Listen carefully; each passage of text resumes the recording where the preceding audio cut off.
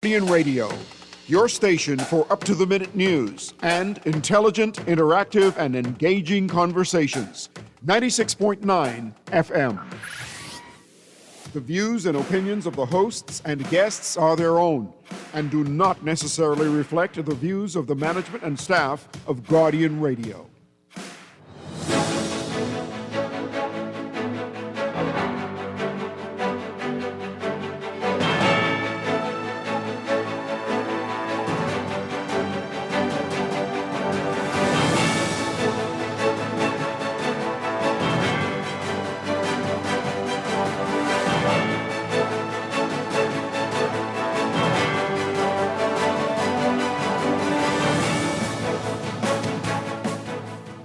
Good morning. Bahamas Air fires one of its pilots. The airline says the pilot was previously questioned over their concerns. The F&M says it's met with the U.S. Embassy over concerns about Haitians and the U.S. visa process. And the Parliamentary Commissioner assuring the public that data will be safe when they implement biometric voters cards. It's all straight ahead this morning. I'm Dwight Strachan, and this is Morning Blend. Wake up, it's a new day. Wake up, it's a new day. It's the start of a new way. Don't you know that it's the start of the end of the old way. Wake up, it's a new day. Wake up, it's a new day.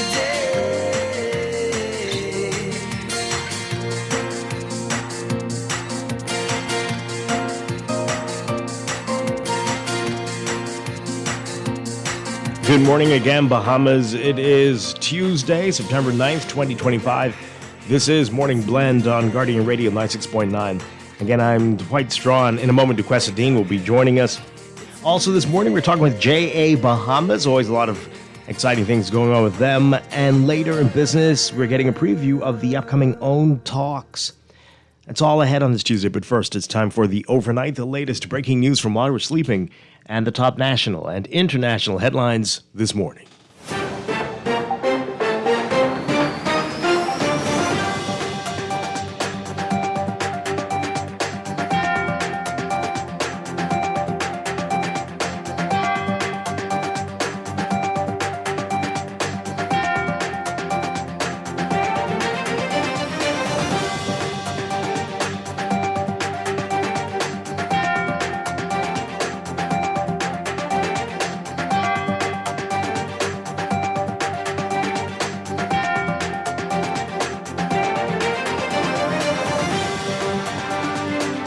In the overnight, a Bahamas Air pilot of 12 years who was at the center of a recent incident has been fired from the airline following an investigation.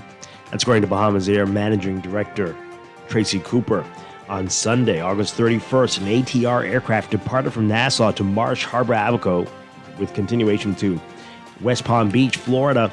But the flight departed without incident from Nassau, but upon arrival in Marsh Harbor, the first officer, according to Cooper, advised the airline's operations control of a concern regarding cockpit dynamics and recommended, in the interest of professional standards, that the flight not proceed until the matter was addressed. Cooper says Bahamas Air Flight Operations Management acted promptly and responsively, relieving both the flight crew members of duty in accordance with standard industry procedures and practices. Cooper says the Bahamas Air has a zero-tolerance policy towards any form of intimidation, and that after a formal debriefing was scheduled for the following day, Bahamas Air received voice messages determined to be from the captain in question and were found to be inappropriate and inconsistent with the airline standards. Cooper saying that the captain involved has been relieved of his duties and is no longer with the airline. He revealed that the captain was actually brought in to meet with officials a week before that incident. Deputy Prime Minister Chester Cooper says that the Constituencies Commission will not present its report to Prime Minister Philip Davis before the House of Assembly convenes in October. Cooper, a member of the commission, initially said in July that the report was on track to be completed in August. However, Prime Minister Philip Davis last month asked Cooper to revisit the report. On Monday, Cooper said the commission is focused on capturing accurate information ahead of the next general election, and that the commission continues its work. As the effort continues to implement biometric voters' cards and an electronic polling system, Acting Parliamentary Commissioner Harrison Thompson assuring Bahamians that their data will be safe. He says the public has nothing to worry about with respect to their data being exposed, and that the data protection policy and laws of the country assure that, quote, everything will be secured. An amendment to the Parliamentary Elections Act to introduce biometric voters' cards, e-poll books and polling stations, periodic photo verification exercises, and enhanced data security protect protocols passed in Parliament last month.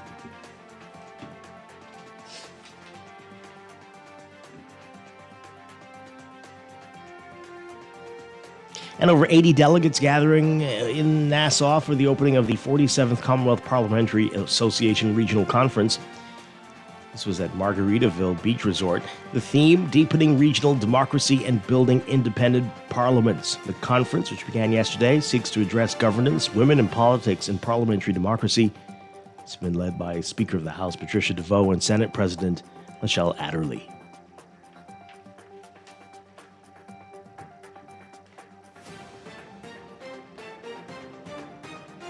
Overseas, Nepal's prime minister resigning today as protests against a short-lived ban on social media grew increasingly violent and expanded into broader criticism of his government and accusations of corruption among the Himalayan country's political elite. Demonstrations led by young people angry about the blocking of several social media sites gripped the country's capital a day earlier. And police opened fire on the crowds, killing 19 people. The ban was lifted Tuesday, but the protests continue, with demonstrators setting fire to the homes of some of Nepal's top leaders and the parliament building. The airport in the capital of Kathmandu was shut, and army helicopters ferried some ministers to safe spaces. As the protests intensified, the Prime Minister, Gadgat Prasad Oli, says he was stepping down immediately. The Home Minister had already resigned. The protests began after the government blocked platforms including Facebook, X, and YouTube, saying the companies had failed to register and submit to government oversight. The Israeli military urging a full evacuation of Gaza City today ahead of its planned expanded offensive in the northern city, where hundreds of thousands of people struggle under conditions of famine. The announcement was the first warning for full evacuation of the city in the current round of fighting. Previously, the military has warned specific sections of Gaza City to evacuate ahead of concentrated operations or strikes. Associated Press reporters saw more cars and trucks in previous days passing from northern to southern Gaza, laden with supplies and people, but no widespread evacuation. Defense Minister Israel Katz today said Israel had demolished 30 high-rise buildings in Gaza, which it accused Hamas of using for military infrastructure. Prime Minister Benjamin Netanyahu saying on Monday that Israel destroyed at least 50, quote, terror towers that he said are used by Hamas. It's unclear if the towers Katz referred to are in addition to those announced by Netanyahu, who called the demolition of the high-rises, quote, only the introduction, only the beginning of the main intensive operation, the ground incursion of our forces.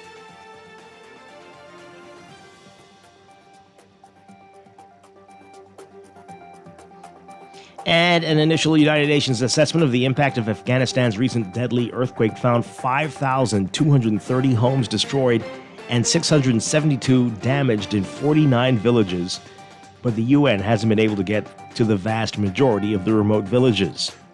The coordination chief for the UN Humanitarian Office in Afghanistan saying Monday that damaged roads in the country's rugged and mountainous east, where the 6.0 magnitude earthquake struck, have made it extremely difficult to assess the damage and the impact in the 441 affected villages. a series of aftershocks ranging from 5.2 to 5.6 in magnitude, adding to the difficulties. The earthquake struck on August 31st, killing at least 2,200 people, and that figure could rise as more bodies are recovered. The United Nations estimates the quake has affected up to 500,000 people, more than half of them children, and some from Afghans forcibly returned from neighboring Pakistan and Iran.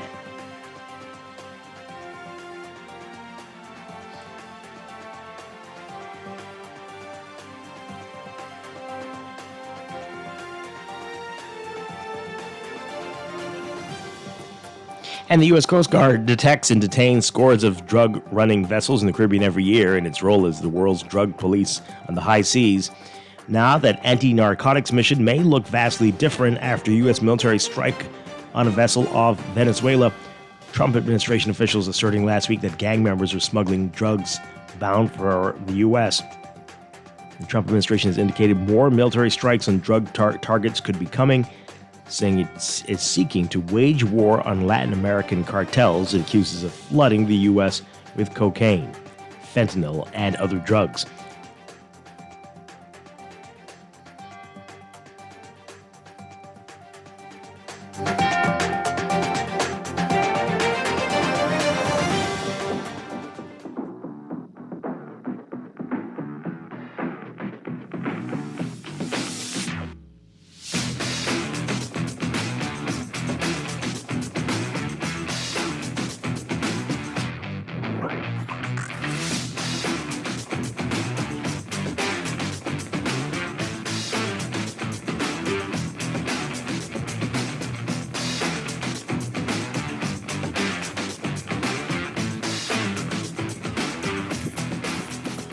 In sports, Jazz writer Jazz Chisholm Jr. and the New York Yankees prepare to face a couple of powerhouses in the American League this week.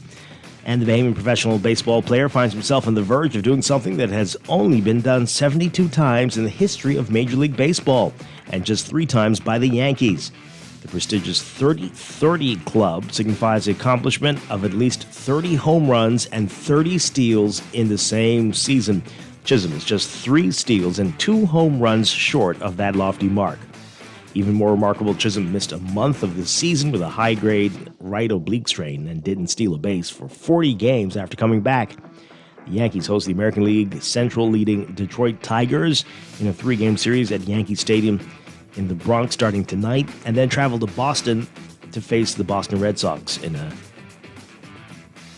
3-game series at Fenway Park on the weekend. A couple of home runs and 3 steals could be a couple of games for the Bahamian star. He said he embraces the position he's in. Read more about that in today's Guardian Sports section. Go Jazz.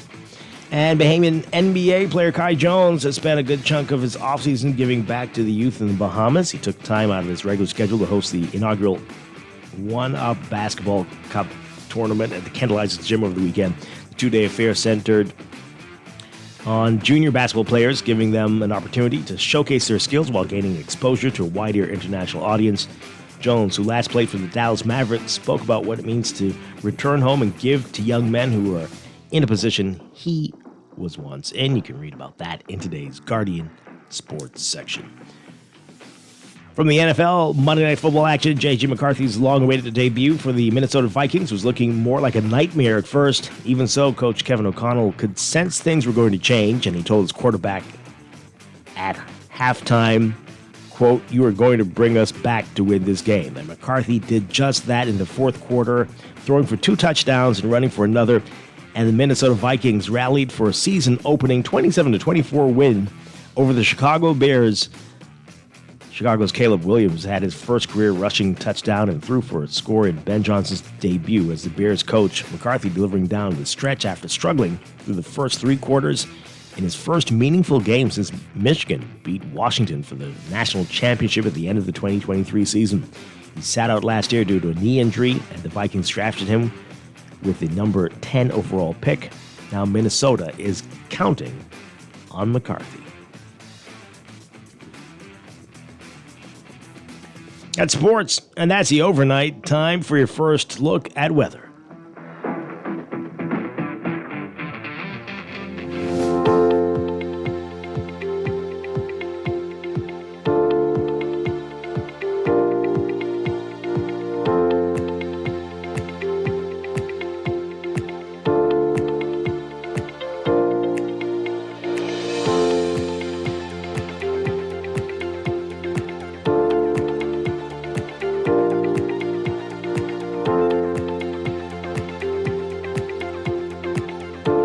Your first look at weather brought to you by Star General. A severe weather watch is currently in effect for the northern and northwest Bahamas that will continue through tonight.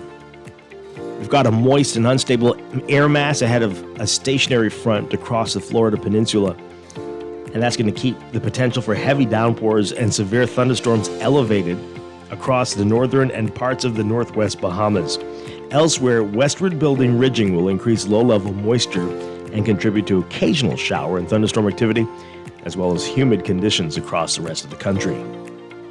So, with this abundant moisture across the northern and parts of the northwest Bahamas, it's going to remain in place for the next few days. And that's going to mean an impact in terms of flooding. We'll get to that in a second. A quasi-stationary front across north-central Florida will sag further southwards by the end of the week, and that's going to bring even more showers and thunderstorm activity across the northern and northwest Bahamas. For the rest of the country, though, a typical summertime pattern will persist for most of the week with occasional showers or thunderstorms, especially in the afternoons. So for the central and southeast Bahamas, seeing more of that typical summertime weather, you have to deal with the heat and UV index. They're going to be elevated, triple digits for the heat index and in the high to extreme range for the UV index. Everyone's being advised that there is a slight risk of minor coastal flooding as well as tidal flooding in marshland areas during high tide throughout the week. These tides may act to worsen flooding conditions in low-lying and flood-prone areas, especially during heavy and prolonged rainfall events, and especially in the northwest and northern Bahamas. So your forecast for today. For the northern and northwest Bahamas, we're between partly cloudy to cloudy conditions, with a 20 to 40% of showers with thunderstorms. Wind southeast to south at less than 10 knots. Better conditions for the central and southeast Bahamas, a mix of sun and clouds today, turning mostly fair tonight. A 10 to 30% chance of showers with afternoon thunderstorms. Wind southeast to south at less than 10 knots for the central islands. East to southeast at less than 10 knots, increasing to 10 to 15 knots by tonight for the southeast Bahamas. High temperatures for the northern and northwest Bahamas, 91 Fahrenheit, 33 Celsius. The heat index won't necessarily be a factor with the cloud cover and the rain.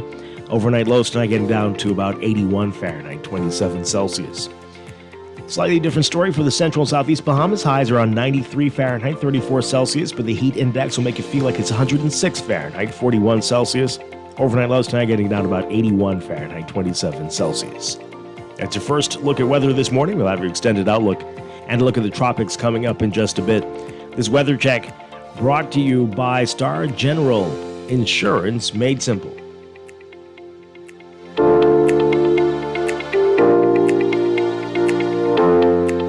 Wake up, it's a new day. Wake up, it's a new day. It's the start of a new way. Don't you know that? You are listening to Morning Blend on Guardian Radio 96.9, and if you're doing so, we salute you. It's a challenging morning. We'll explain when we get back. Right here on Guardian Radio 96.9. Wake up, it's a new day.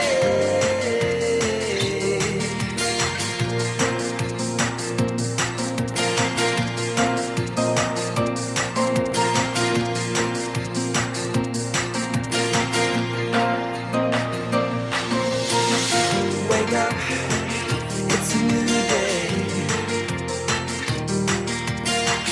Wake up, it's a new day.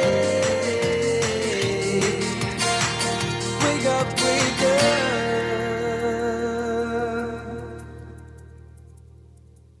It's the glitziest night in agriculture, where roots run deep and the spotlight shines bright. The Agrarian Awards 2025 takes center stage on Saturday, October 18th at the Atlantis Paradise Island Grand Ballroom. And you need to be there. Presented by the Ministry of Agriculture and Marine Resources and the Agricultural Development Organization. Get your tickets now at adobahamas.org or call 397-7400 for more information. The Agrarian Awards 2025, planting with heart and soil. Southwest Plaza has so many stores, I've been trying to find a sensible way to list them all. There's CBS Bahamas, the Ashai Institute, BENC Snack World, Bamboo Shack Bahamas, there, the Athlete's Foot and BTC, Games and More, John Bull Fine Threads, Alive Bahari, Dairy Queen, 700 Wines and Spirits, Sandy's Clarkson Island Lock, Starbucks and Lowe's Pharmacy, plus Marco's Pizza and Lorraine. Southwest Plaza, what a wide array of stores. Southwest Plaza, stop by today and explore.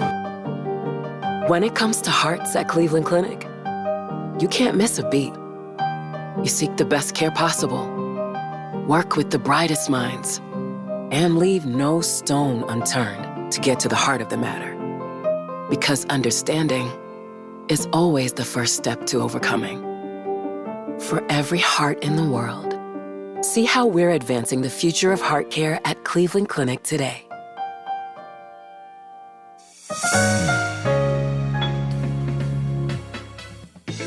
Don't wait for a storm to arrive. Stock up on hurricane supplies, make home repairs, purchase a generator, and more this hurricane season with a Fidelity personal loan. Make that move today. Call 356-7764. Fidelity, we're good for you.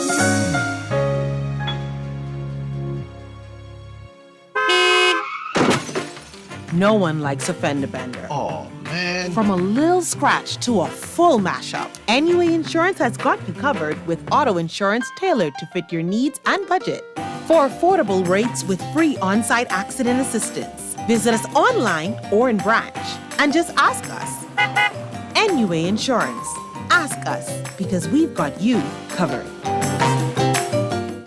This October, Bahama invites you to indulge your senses at the Culinary and Arts Festival, where world-class flavors meet breathtaking creativity in the heart of the Bahamas. Join us October 22nd through 26th for an unforgettable celebration featuring culinary legends Daniel Boulud, Marcus Samuelson, Dario Cicchini, and Simeon Hall Jr., alongside a vibrant lineup of Bahamian chefs and mixologists. Explore captivating art installations, interactive workshops, and live performances, all set against the stunning backdrop of Nassau's premier luxury resort. And don't miss an electrifying live performance by global superstar Lenny Kravitz, headlining the festival's welcome party on Friday, October 24th, with a concert experience you won't forget. This is more than a festival, it's a feast for the soul. Tickets and packages are going fast. Visit bahamar.com to reserve your spot at the Culinary and Arts Festival at Bahamar, where taste and talent take center stage. Bahamar, life spectacular. Maybe it's time to explore your options. There's no harm in reviewing your mortgage arrangement and considering a better deal. CIBC Caribbean can help you narrow your search and decide. Switch your mortgage to CIBC Caribbean and enjoy a special interest rate and help towards your switching cost. Visit CIBCFCIB.com/inspired home for more information. Conditions apply.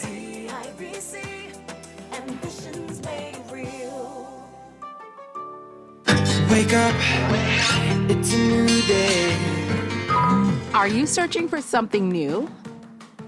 Something exciting? Your dream job in paradise? Well, look no further. Royal Beach Club Paradise Island is hiring. Join a dynamic group of passionate hospitality professionals, craft unforgettable moments, and thrive in a vibrant, welcoming atmosphere. Play your part in shaping the future of our team while growing your own career every day. Bring your energy, your passion, and your creativity to a workplace that's as dynamic and fun as you are. At Royal Beach Club Paradise Island, the opportunities don't just exist. They're limitless. So are you ready to find your perfect fit? Visit Royal Beach Club at paradiseisland.com/career today and step into a world of exciting possibilities. Planning for retirement can be overwhelming, but with CFAL, it doesn't have to be. We offer tailor-made individual, group, and pension solutions that take the guesswork out of retirement planning.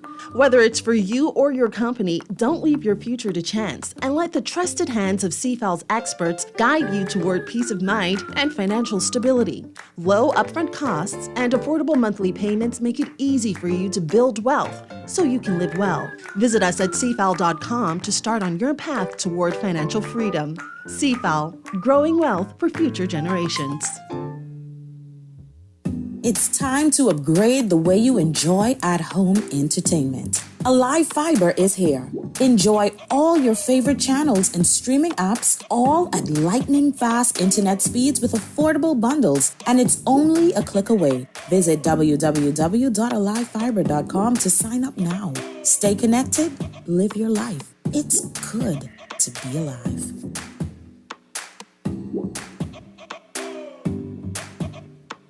Maybe it's time to explore your options. There's no harm in reviewing your mortgage arrangement and considering a better deal. CIBC Caribbean can help you narrow your search and decide. Switch your mortgage to CIBC Caribbean and enjoy a special interest rate and help towards your switching cost. Visit CIBCFCIB.com/inspired home for more information. Conditions apply.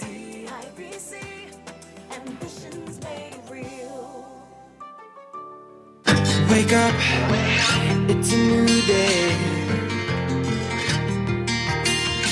Wake up, it's a new day.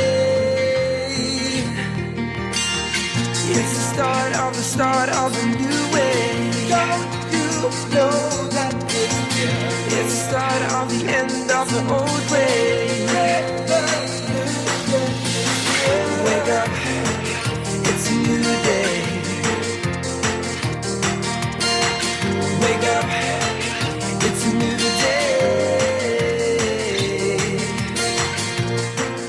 Welcome back to Morning Blend on Guardian Radio 96.9. We are streaming live on GuardianTalkRadio.com and on the Guardian Radio app for smart devices. I think that's the only place where you can actually listen to us today. Oh. You're going to have a challenge on your televisions and definitely a challenge on the radio. We'll get to that in a bit. But you can tweet us. You can tweet us at MorningBlend969 or Facebook.com/MorningBlend969. Text us 42. Well, you can't even text us. It's a jinx day. We got a whole lot going on. Oh, wow. I'll explain it all in a bit. Can they call us? Mr. Producer, the phones are working, right? Yes. You can call. But please don't call. Ask us what we're talking about. Right. Don't do that. They may call that will only frustrate us today. We may call and ask where they could listen to us because they're not hearing us right now. Oh, dear. My goodness. Some people are. Yeah. But yeah, it's going to be a challenging day. We'll get to that in a bit. But hopefully we'll get things up and running before our guests get here. We're going to be talking with J.A. Bahamas. Always great work that J.A. Bahamas is doing, and we'll find out the latest with them. And later, it's very popular, as you know, Own Talks. The latest edition of this is coming up. We'll get a preview of what to expect. Okay. That's all ahead. But right now, let's get into what's in the news.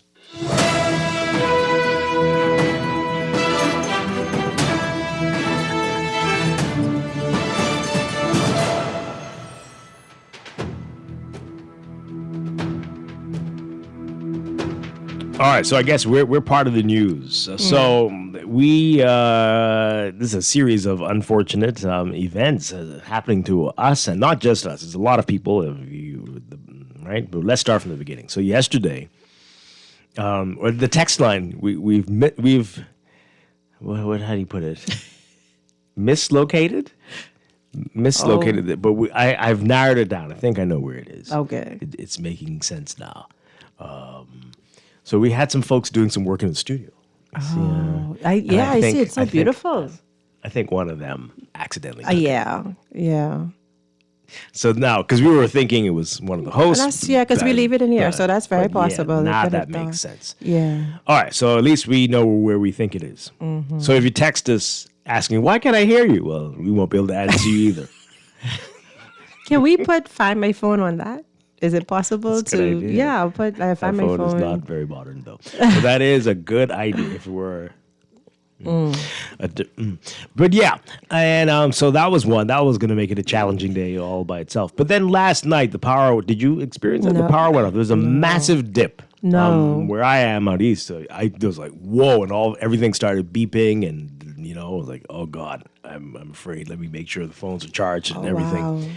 Wow. But apparently it went off Okay. in a number of parts of the island. Wow. And including here at the studio, the whole building was off for a bit. And some places are still off.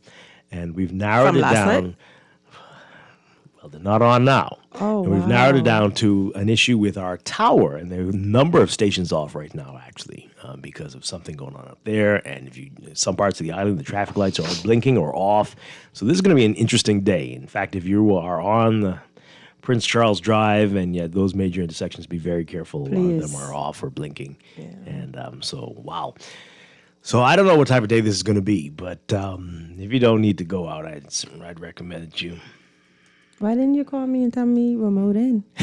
No, I didn't. We didn't know what I was going sent to you happen. don't have to go out. I'm only joking that, with you. no, we don't know what. Didn't know how bad it was until. Yeah, wow, that's crazy. Like, wait a minute, this is a school day, so it's gonna be chaotic. Yeah, so we're hoping we get this back up and running soon, but you can listen to us online, GuardianTalkRadio.com. If you're hearing me say that, you're already doing it. Right. Or the Guardian Radio app. Everything's up. You can watch us on the app. You can listen to us. It's crazy. But tell everybody. So that's GuardianRadio.com. GuardianTalkRadio.com or the app. Yeah. All right, and you won't be able to hear us on your cable providers' apps either because they're not getting our signal, which they get from the radio. And so, it's going to be a rough day.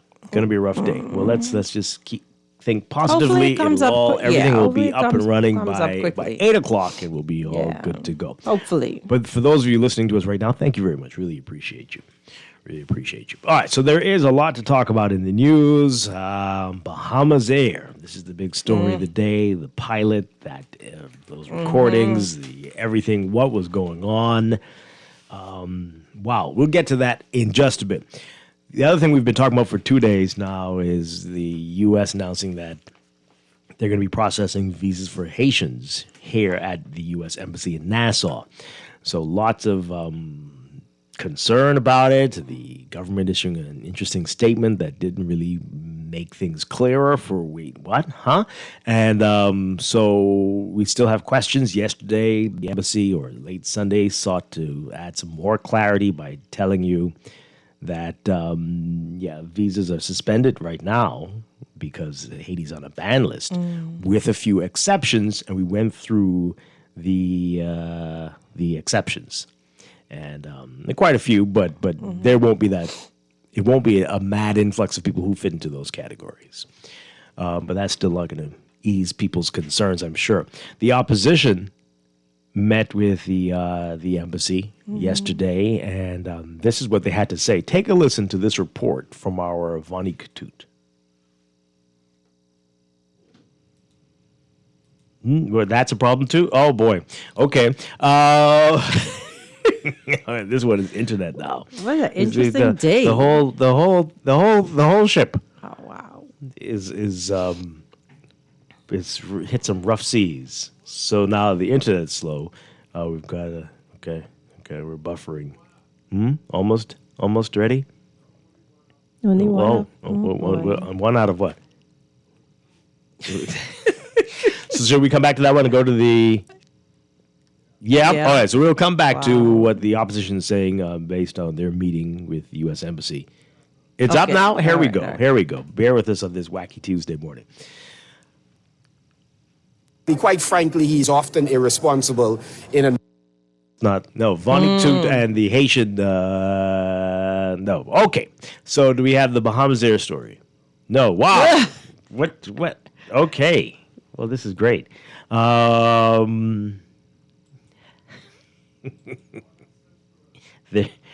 got some.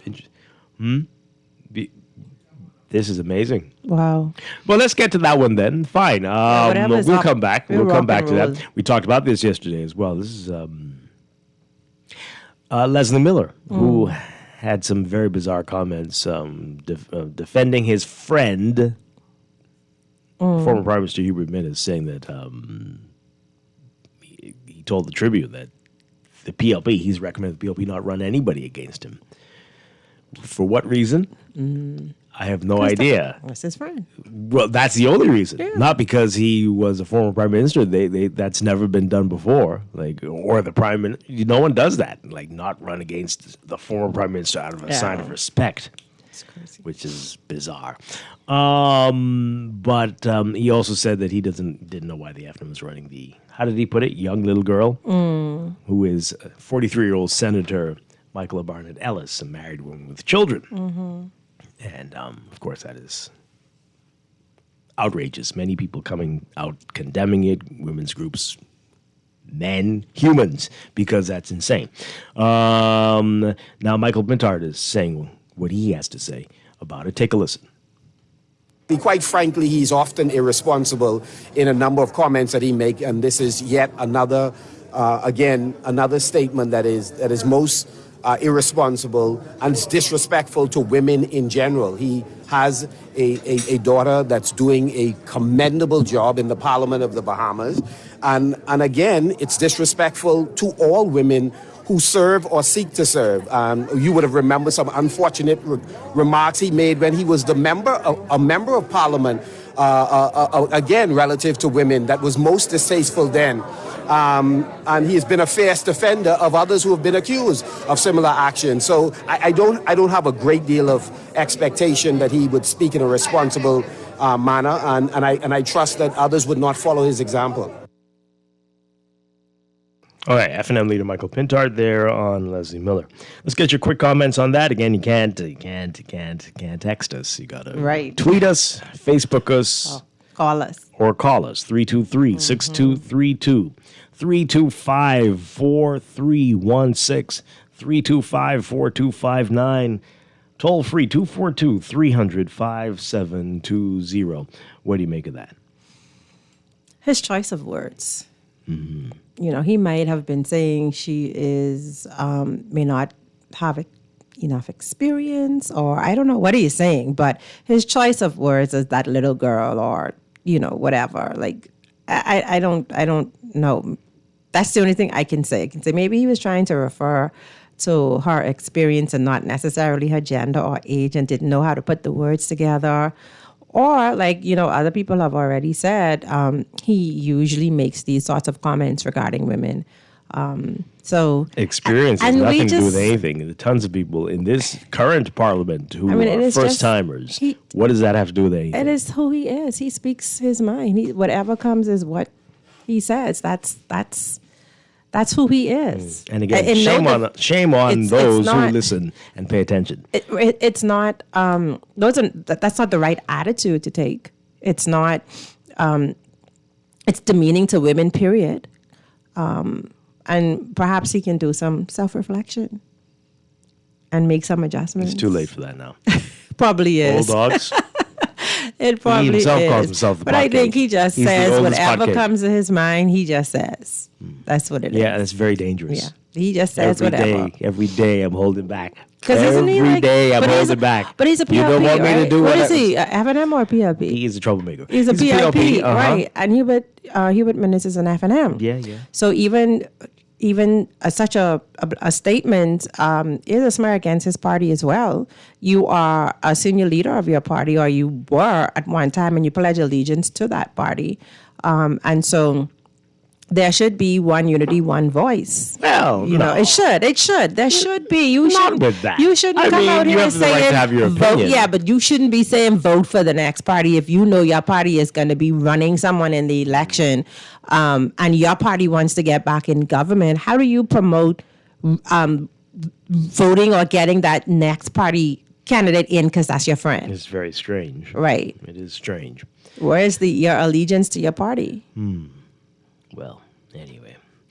Yeah, well, we'll leave that there. All right, so I think we've got our story about the U.S. Embassy and meeting with the FNM up. Let's go to that. This report from our Vanik Toot.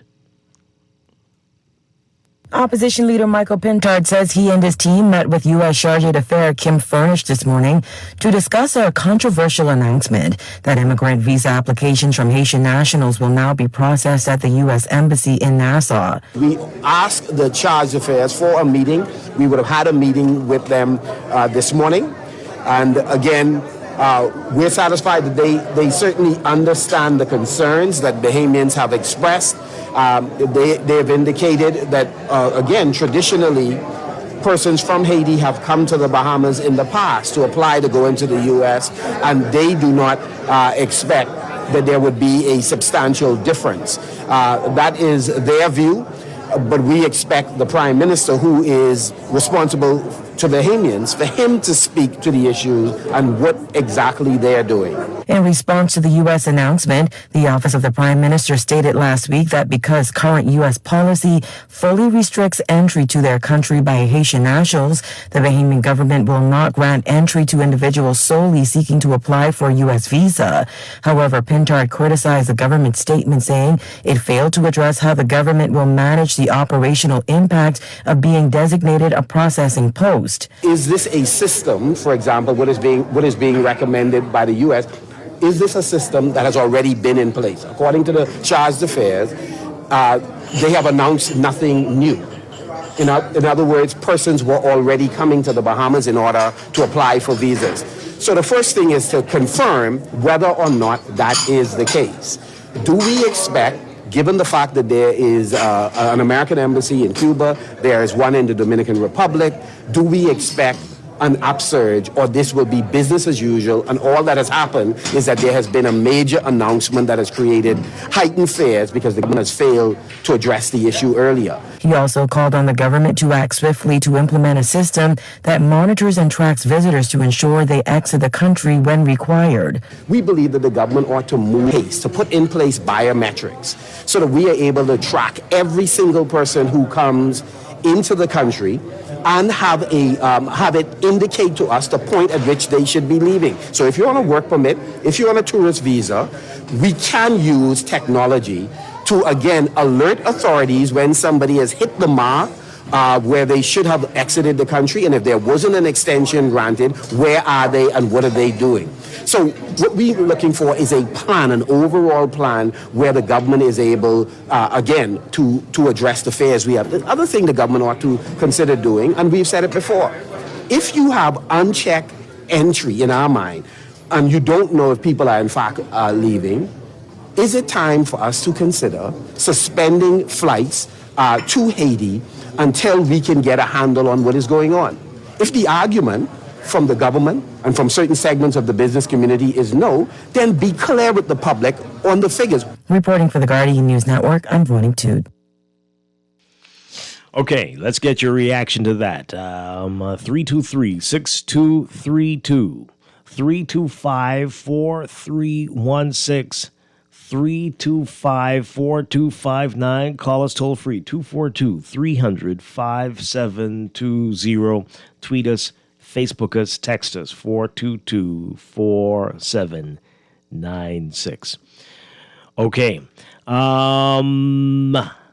Hey, let's talk about it. As we said yesterday, that you just don't show up to an embassy to apply for a visa. That's not how it works. You have to go online. You have to fill out these forms, and then they tell you. Then you schedule a date. If you move on to the next phase, what happens then? Right, so correct. that is a lot. You have to pay money. You have to do all these things before you get to that point. Right. But even after you do, and again, there is a ban for Haiti on a long list of companies with that.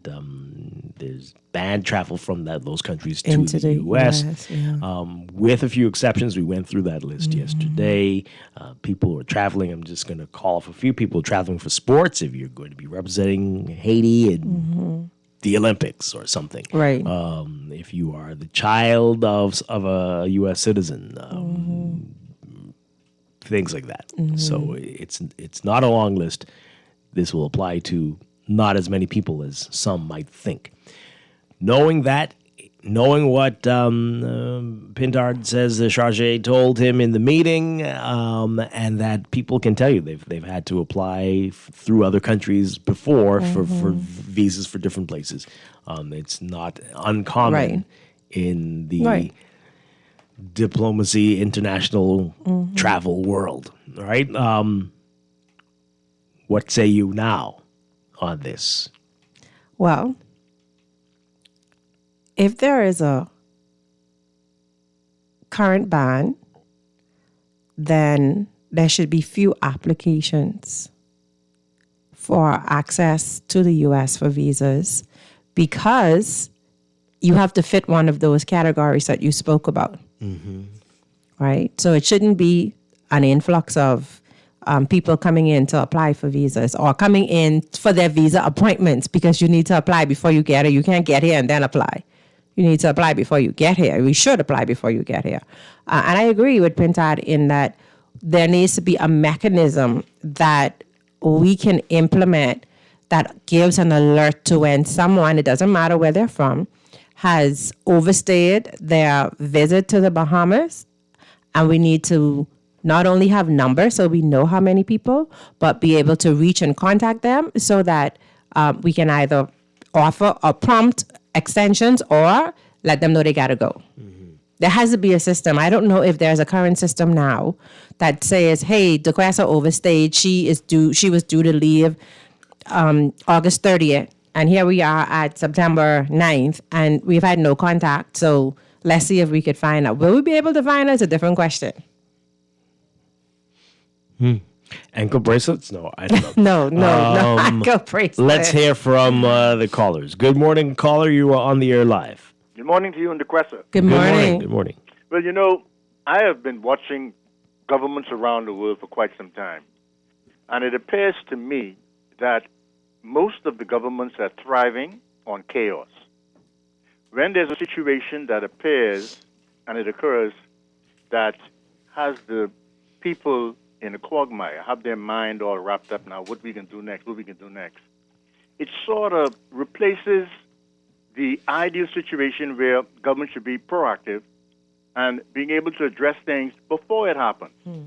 It kind of reminds me of how we manage disease instead of being able to promote health. We just rather wait till it happens and then take a pill instead of living a healthy lifestyle so you don't have to get to that pill. So government seems to be thriving on chaos, and this works in the favor of the current administration because this is, boy, I won't say that so bad, but that's just my feeling about it, you know. And I'm sorry I can't listen to you on my radio, but I'll keep waiting until you get your power up and running. Thank you so much. Appreciate it. Help that. Thank you. Thank you. Let's take another call. Good morning, caller. You're on the air. Hi, good morning. Are you there? No, call us back. 3, Morning, 2. Dwight. Oh, hi, good morning. Morning, Dwight. Good morning, DeQuesta. Morning. Yeah, it's kind of difficult because the Guardian radio app is also down. Well, that seems to be a new development. I don't know if it's crashed. On the airwaves, it's down. So, you know, basically when you're listening to another mode to get Guardian radio this morning, there's that delay between you being live and what's being broadcast. So on the stream, you're going to get that. Okay. Yeah, it's going to be a challenge. Yeah. But you're going to break through it because you've been this way. I think you've been this way before. Well, I don't know. This is a lot. Yeah. A lot. On this conversation that you're having this morning, you know, right now as it stands, it's unfortunate that people would believe that the primary target or specific target is, and I would say our brothers and sisters from the South. But we have to realize that this is the largest group at any one time that seems to be coming to the country, and it's a concern.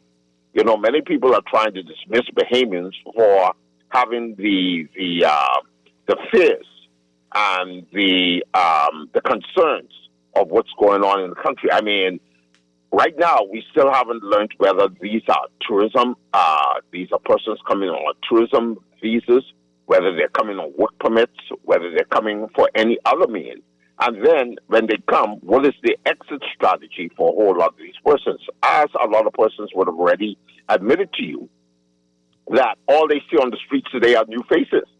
And there's a particular pattern that they tend to use, especially when they come here, and that is that you'll always tend to know that they're here for the first time because they tend to walk one behind the other in a straight line. These are telltale signs. So the thing is, our government is not being totally effective in terms of saying who's coming, who's going.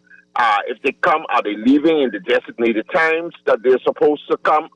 Supposed to go, or are they still here and overextending themselves? And this is one of the issues that the U.S. government apparently has, because they're complaining about the same thing. They come in, they are not leaving. And, it has become a problem for them. So what about little old Bahamas? What about us? We are only a small nation. I'll close on this one very poignant note. And that is, it's good to hear that the words, where we despise or we diminish our brothers and sisters is not being used as much anymore. But this is a crisis that our government really is not adequately addressing to calm or quell the fears of our citizens. And until that happens, then the fears are just going to continue to grow. The concerns are just going to continue to grow. And you cannot blame the people for feeling what they're feeling. And so I'll end my commentary here, continue to listen, because along with this, there are still a lot more other issues that we have in this country that has been talked about for quite some time, but has not been adequately addressed towards resolution. Thanks for taking my call this morning. Okay. All right. Thanks a lot. Well, remember, you can't text us either on this very jinxed morning. You got to tweet us, Facebook us, or call 323-6232, 325-4316, 325-4259. Call us toll free, 242-300-5720. All right, so again, now we've got some major issues with our tower, and a number of stations are off due to a power outage and probably some other massive problem with the tower site. I don't know what in God's name is going on out there, but they need to get it together, and we need to get it together. But we're still talking about this, getting a reaction to it. All right, still, I think a lot of people are not satisfied with what they've heard from the government. The very odd statement probably only added to the confusion, and nobody's talking. I mean, it's just very strange. Fred Mitchell is not talking about this. He's the Minister of Foreign Affairs. He's not talking about it. He keeps talking about Fox Hill, only Fox Hill, and the candidate running against him in Fox Hill. Why isn't he talking about this? He talks about everything else. What is the deal? I don't know, Dwight, but I know that it is a concerning situation. I understand the plight of people in Haiti, understand all the chaos that's happening there. Obviously, the root cause of this is getting that country back on track. However, it is also very concerning. I don't know if I told you, I had occasion to go to National Insurance, and honestly, I was overwhelmed myself at the sheer number of people that were seeking to get National Insurance numbers that were not Bahamians. Dwight, I was like, oh my God, there had to have been 1 to 10. 1 Bahamian to 10 immigrants. I'm telling you. So I was like, wow, this is shocking. And then when I returned home from... They all seem to be on work permits? I don't know what they were. I was confused, right? Then when I came back from visiting my son, and I came into the airport, and I came at the same time that the Bahamas Air flight came from Haiti, the line was really stretched back to the bathroom by baggage claim number 1. And I was like, what is happening? What is this? And one of the porters was like, oh, this happens 3 times a week or 4 times a week. I don't know how much time Bahamas Air flies there. But people are not just coming into this country by boat. They're coming in by plane as well. And there has to be a solution, because if we don't do something soon, our schools, our healthcare systems, our everything. Well, okay, so you see, we're making lots of assumptions because we don't know. And this is what people are saying. We need the numbers. Of course, That's not easy to get the numbers. Are these people just travelers? Are they here for, this is a tourism destination? Are they traveling to have some fun before they go back home? What is going on? Do they have Why aren't they saying? I don't know. But of course, people are left to assume the worst. I mean, those when numbers there's are no the easiest to get. You can tell how many people are traveling in by air. And leaving. So, but something has to be done. Absolutely has to be done. Wow. Continue to call in 323-6232, 325-4316, 325-4259. Call us toll free, 242-300-5720. Tweet us, Facebook us, text us, 422-4796. Let DeQuesta know that the flights to Haiti on Bahamas Air are equally as full. The line at domestic is stretched back in the door by the Wendy's. Okay. Oh, so to go back. Okay. That's interesting. Thank you for that. And that's not a repatriation flight. That's a regular flight. Right. Yeah, that's what he's saying. Like, hey, that's good to know. That's what people, right? No one, because we're not hearing that from other people. Right. Everyone just sees the doom and gloom and thinking, but interesting. But again, let's hear from the officials. Yeah. They know that people are saying this. They've been saying this for weeks, for months. Right. And say, hey, all of you need to calm down. These are people who are traveling. Haiti is a country filled with many different types of people who are poor and struggling and people who are still making it and are traveling and are surviving. Yeah, but there are also parts of Haiti that I understand that are really rich. Yeah. So definitely. Yeah. So you might see lots of people coming in, but lots of people going back home when they're done with their time here. Say it. Yeah. Tell us. Right. Get ahead of this. Ah, boy. Anyway. Okay. So people saying, yes, that is absolutely right. Flights are going back full. That is absolutely right. Okay. All right. Yeah. Good to know. Good to know. Because I was shocked. I was like, wow. Get one side of the story. And I had this, you have to stand to the back of this line waiting to be processed. Wow. Government, get ahead of this and tell people, we hear you, but you don't need to be concerned. Those people do return when they're supposed to. Right. So this is so off topic. Could we also get a just residence line? Like when we come back for customs, like how you have it for immigration? Now you got to be specific. You sure residents? Because a lot of people are residents. Residents and citizens, yes. That's two different things. But there is, and that line is very long. But that's the line where everybody was on when I came on that flight. So they should have been on the visitors line all the way over there. Well, that might be something else. Right, because the other visitors walk through that line very easily. So maybe they should start directing those flights to make sure that they go through the visitors line because it was ridiculous. Maybe they weren't visitors. I'm just saying that maybe they weren't. Maybe. I don't know.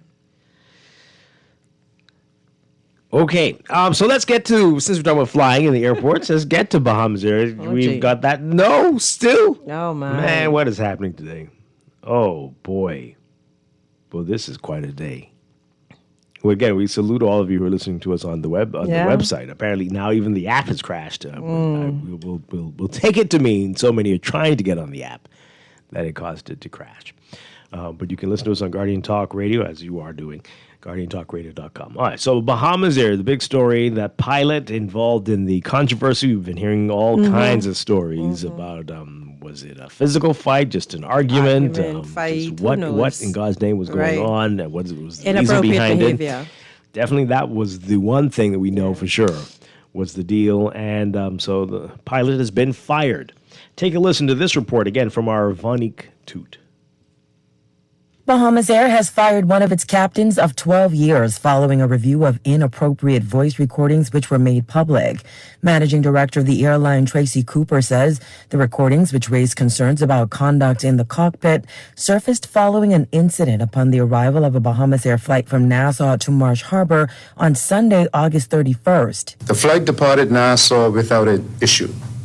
However, upon arrival in Marsh Harbor, the first officer advised the airline's Operation Control Center of a concern regarding cockpit dynamics and recommended, in the interest of professional standards, that the flight not proceed until the matter was reviewed.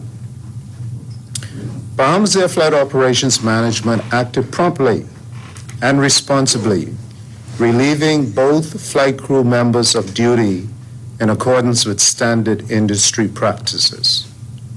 Relief pilots were immediately dispatched to Marsh Harbor, and the flight continued to West Palm Beach without further incident. Cooper says a formal debriefing was scheduled for the following day. However, before that could happen, Bahamas Air officials were informed of voice recordings of that same captain, which were found to be inappropriate and inconsistent with the airline's professional standards.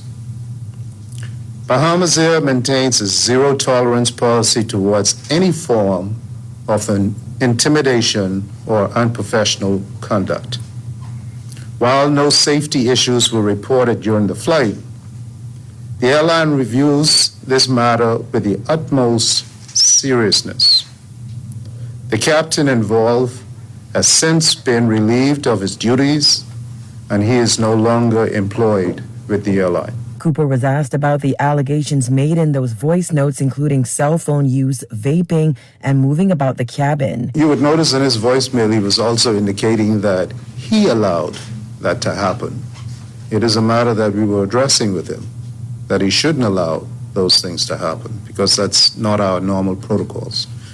And so the voice messages kind of actually showed where Bahamas Air was doing its part, in that we were reinforcing what our standards were to that captain in question.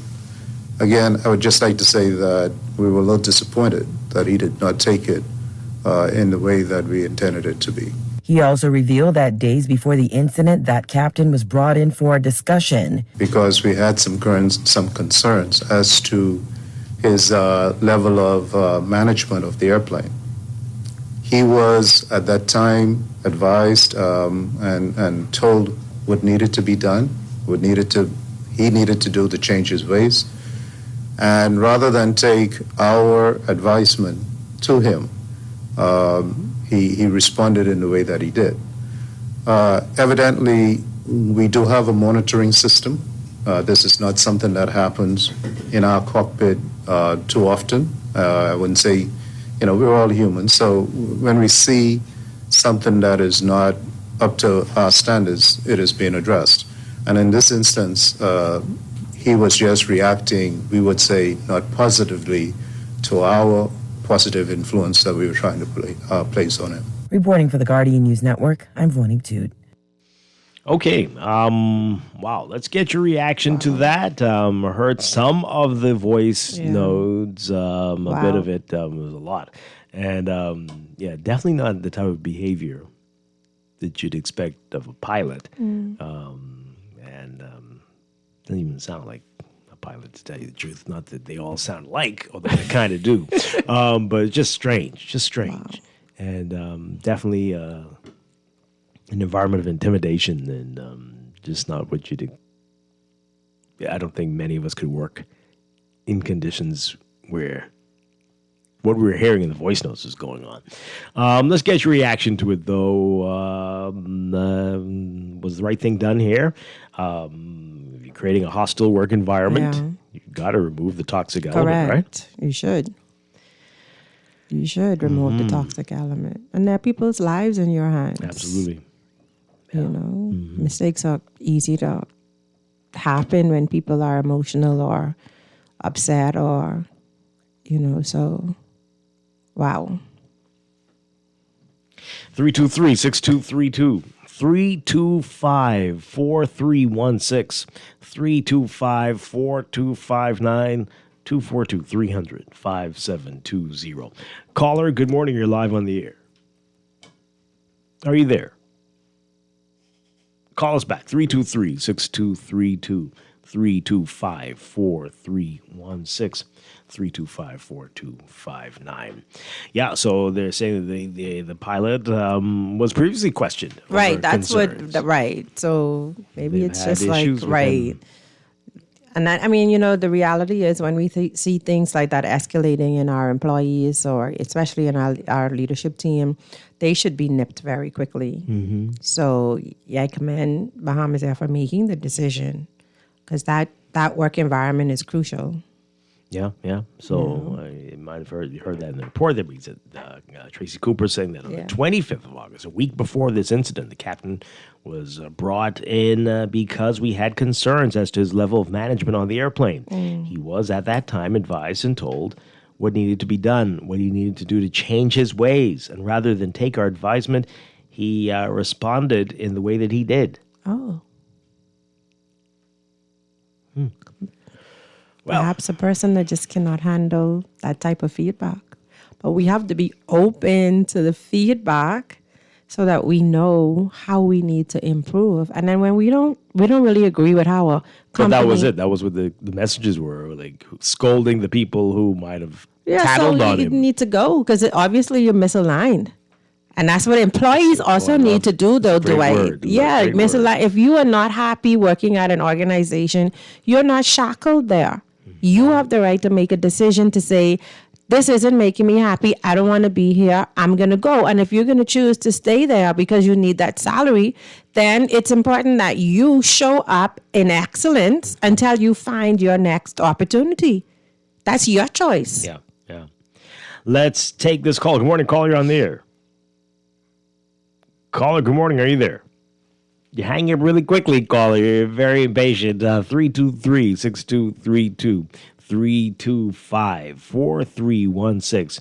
325-4259. Toll free 242-300-5720. Somebody says they allow things to get out of hand. Shouldn't have been allowed to get to this point. Well, I mean, sometimes you aren't aware. Right. And if people are intimidating other people not to talk about anything. But they spoke with him previously, so that means that something was addressed, and then this came up, and so they're not allowing it to progress by saying, "Hey, this is not the type of behavior that we condone, so we're gonna, we're just gonna cancel our contract with you." So, and there are people who are coachable, and there are people who aren't. So if he isn't, if an employee is not, then this is a decision that should be made. Yeah, we need more organizations to act like this. Right? Yeah. It's unfortunate that it had to get out there for the whole public and all those rumors to have been circulating. I mean, that's another valuable lesson too. Like with all these devices we have, like it's so important that you show up in the right way, all right? Because you don't know what people are doing. You could be being secretly recorded, video or audio, and you don't even know. So be in alignment. Be. That's true. If you have a leadership position, right? Make sure that you are performing and showing up. And if you have to correct people, that's fine. Just correct them in the right way, though, Dwight. But the most amazing thing is the bigger downfall have been people's own voice notes. Yeah. Like nobody recorded you. You actually had the nerve to say this and press send. Dumb. And knowing that anybody could forward and just send these things. And that is happening all the time. Like you put this in a voice note. Right. Crazy. So when are folks gonna get it? Right? But I don't know. Anyway, let's take a break. And we're gonna go into the news and come back. Thank you for listening. This is Morning Blend on I don't want to say morning from hell, but morning from hell. We'll be back, though. We'll be back with you here on Guardian Radio 96.9.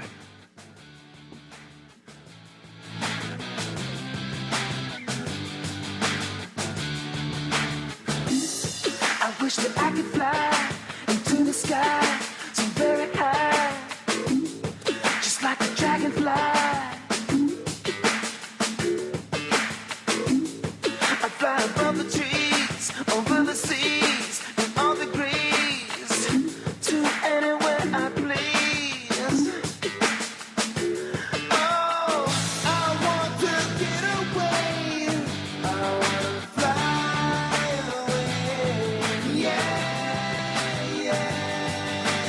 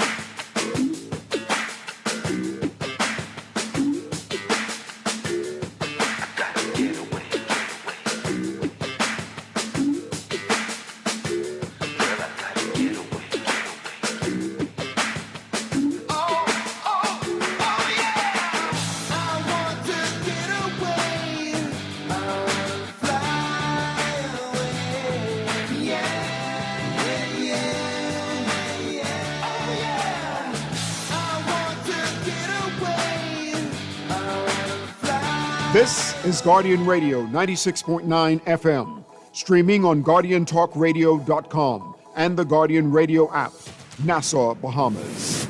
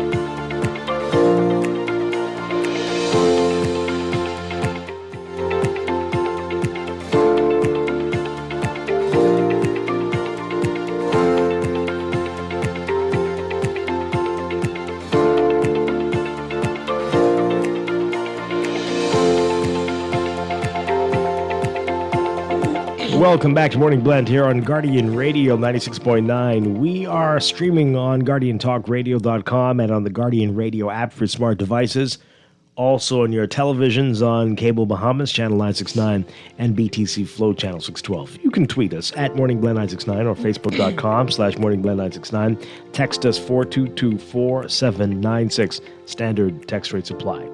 And now at 8:26, it is time for a check of traffic, brought to you by, a check of weather first. Let's do weather first, brought to you by Sherwin-Williams.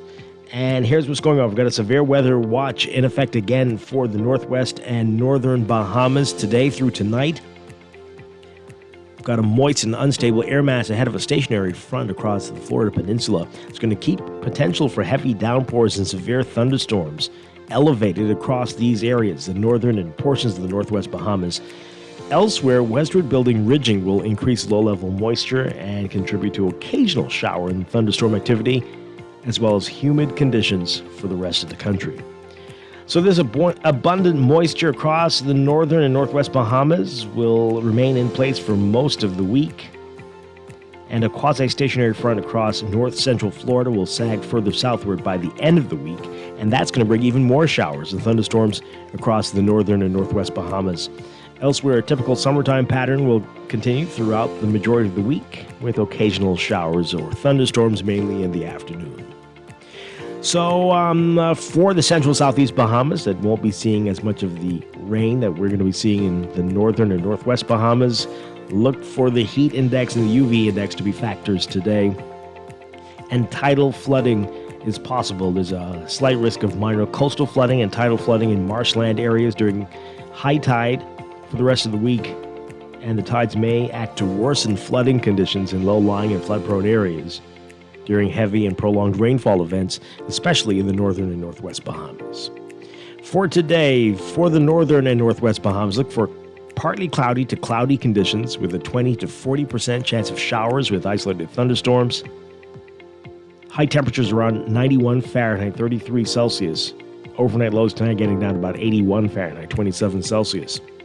In your for the central and southeast Bahamas, a mix of sun and clouds today, turning mostly fair tonight, with a 10 to 30% chance of showers with afternoon thunderstorms. High temperatures around 93 Fahrenheit, 34 Celsius, but the heat index will make it feel like it's 106 Fahrenheit, 41 Celsius. Overnight lows tonight getting down to about 81 Fahrenheit, 27 Celsius. In your extended outlook, for Wednesday tomorrow, partly cloudy conditions with a 20 to 40% chance of showers and thunderstorms for the northern and northwest Bahamas, only about a 10 to 30% chance for the rest of the country. By Thursday, pretty much the same, partly cloudy to cloudy, 20 to 40% chance of showers for the northern and northwest Bahamas, 10 to 30% chance elsewhere. That's going to hold for Friday, with a slight uptick in rain chances for the northern and northwest Bahamas, and into Saturday, cloudy to overcast with a 30 to 50% chance of showers and thunderstorms for the northern and northwest Bahamas, and an even higher chance of rain Saturday afternoon, up to 40 to 60% chance. Better conditions for the central and southeast Bahamas, and holding steady for Sunday, so it could be a washout for depending where you are this weekend. The tropics, thankfully, are quiet, quite quiet as we approach the peak. We're not complaining, the peak of the hurricane season. Hopefully that'll stay that way for the rest of the season. That's your Morning Blend weather check, brought to you by Sherwin-Williams. Ready to refresh your space? We'll head to your local Sherwin-Williams for premium paint, pro tips, and everyday deals that make it easy to get started.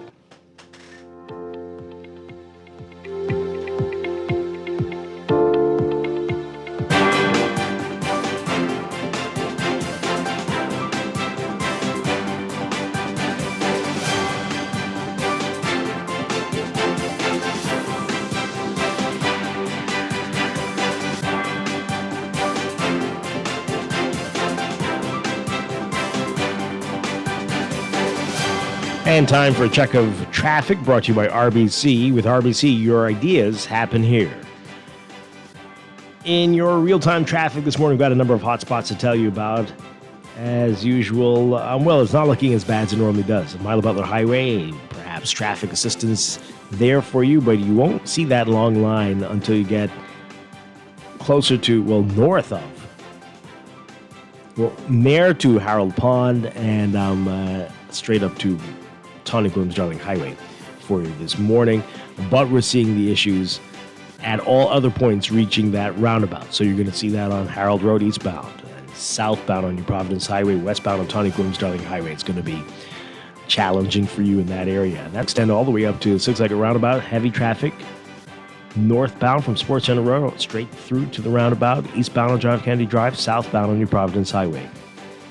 Over on Gladstone Road, not looking bad for you, but there are still some bad drivers overtaking the slow-moving traffic heading northbound. And we are seeing issues, though, on John F. Kennedy Drive, thanks to the traffic assistance there. And heavy traffic for you exiting that roundabout from Bahamar Boulevard straight up to Prospect Ridge roundabout, and both directions of John F. Kennedy Drive westbound towards the roundabout as well this morning.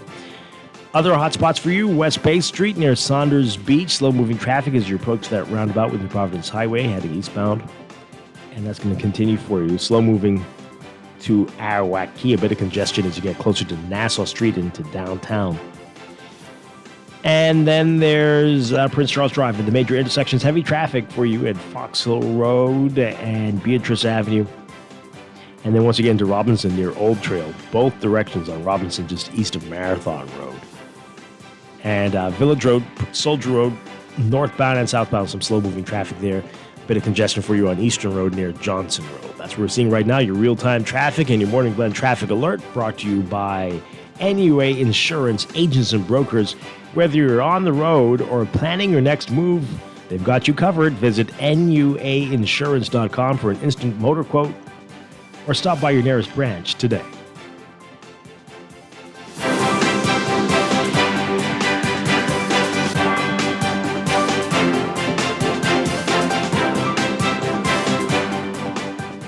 Don't shop at Sherwin-Williams then. Don't get the best service in the Bahamas then. The love is really, really strong in Sherwin-Williams. We don't just sell paint. We service you with a smile, good hearts, mind, soul, and body. And we love our customers as much as we love ourselves. Yes. Real talk. I'm not just saying this Real talk. to impress myself. We love to go beyond with customer service. So they feel delighted to come in Sherwin-Williams because they know I can either see Dee Dee, or I can see Shelly, or one of our other wonderful staff members. We treat our customers with the respect of our boss because there are many paint companies they could choose to go to. No, baby. If they go to some other paint companies, so I gonna get this little thing at the end of the week. We want to make sure you get that little ting, Shelley. Come visit Shelley and Dee Dee at Sherwin-Williams Bahamas, and you'll surely find color in every day. Tired of banks forcing you to use technology to bank the way they want you to? Your convenience is important. So no matter what your banking needs, Commonwealth Bank's friendly staff are always available in branch for that personal one-on-one service. But when you choose technology, our online and mobile banking app offers you state-of-the-art functionality. The choice is yours. Commonwealth Bank. Bank the way you want. Things may be tough, but Wendy's got you covered. Grab a day single or chicken sandwich with a junior fries and 16-ounce beverage for just $6.95. Why choose less from the other guys when you can get more? At Wendy's, we're providing bigger bites and better deals. So purchase your Tings Tough Value Meal today. Now available at all locations excluding the airport and food truck.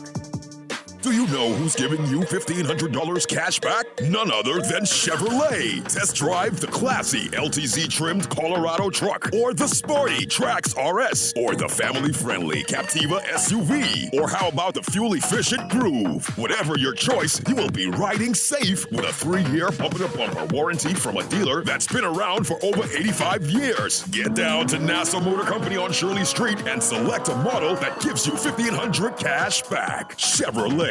Built with the innovative technology you trust. This is Guardian Radio 96.9 FM, streaming on GuardianTalkRadio.com and the Guardian Radio app, Nassau, Bahamas.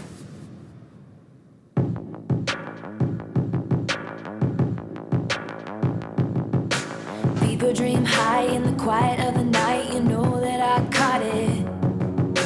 Bad, bad boy, shiny toy with a price. You know that I bought it. Killing me slow out the window. I'm always waiting for you to be waiting below. Devils roll the dice, angels roll their eyes. What doesn't kill me makes me want you more. And it's blue, the shape of your body is blue. The feeling I got it is it's a cruel summer. It's cool, that's what I tell 'em, no rules. Unbreakable heaven, but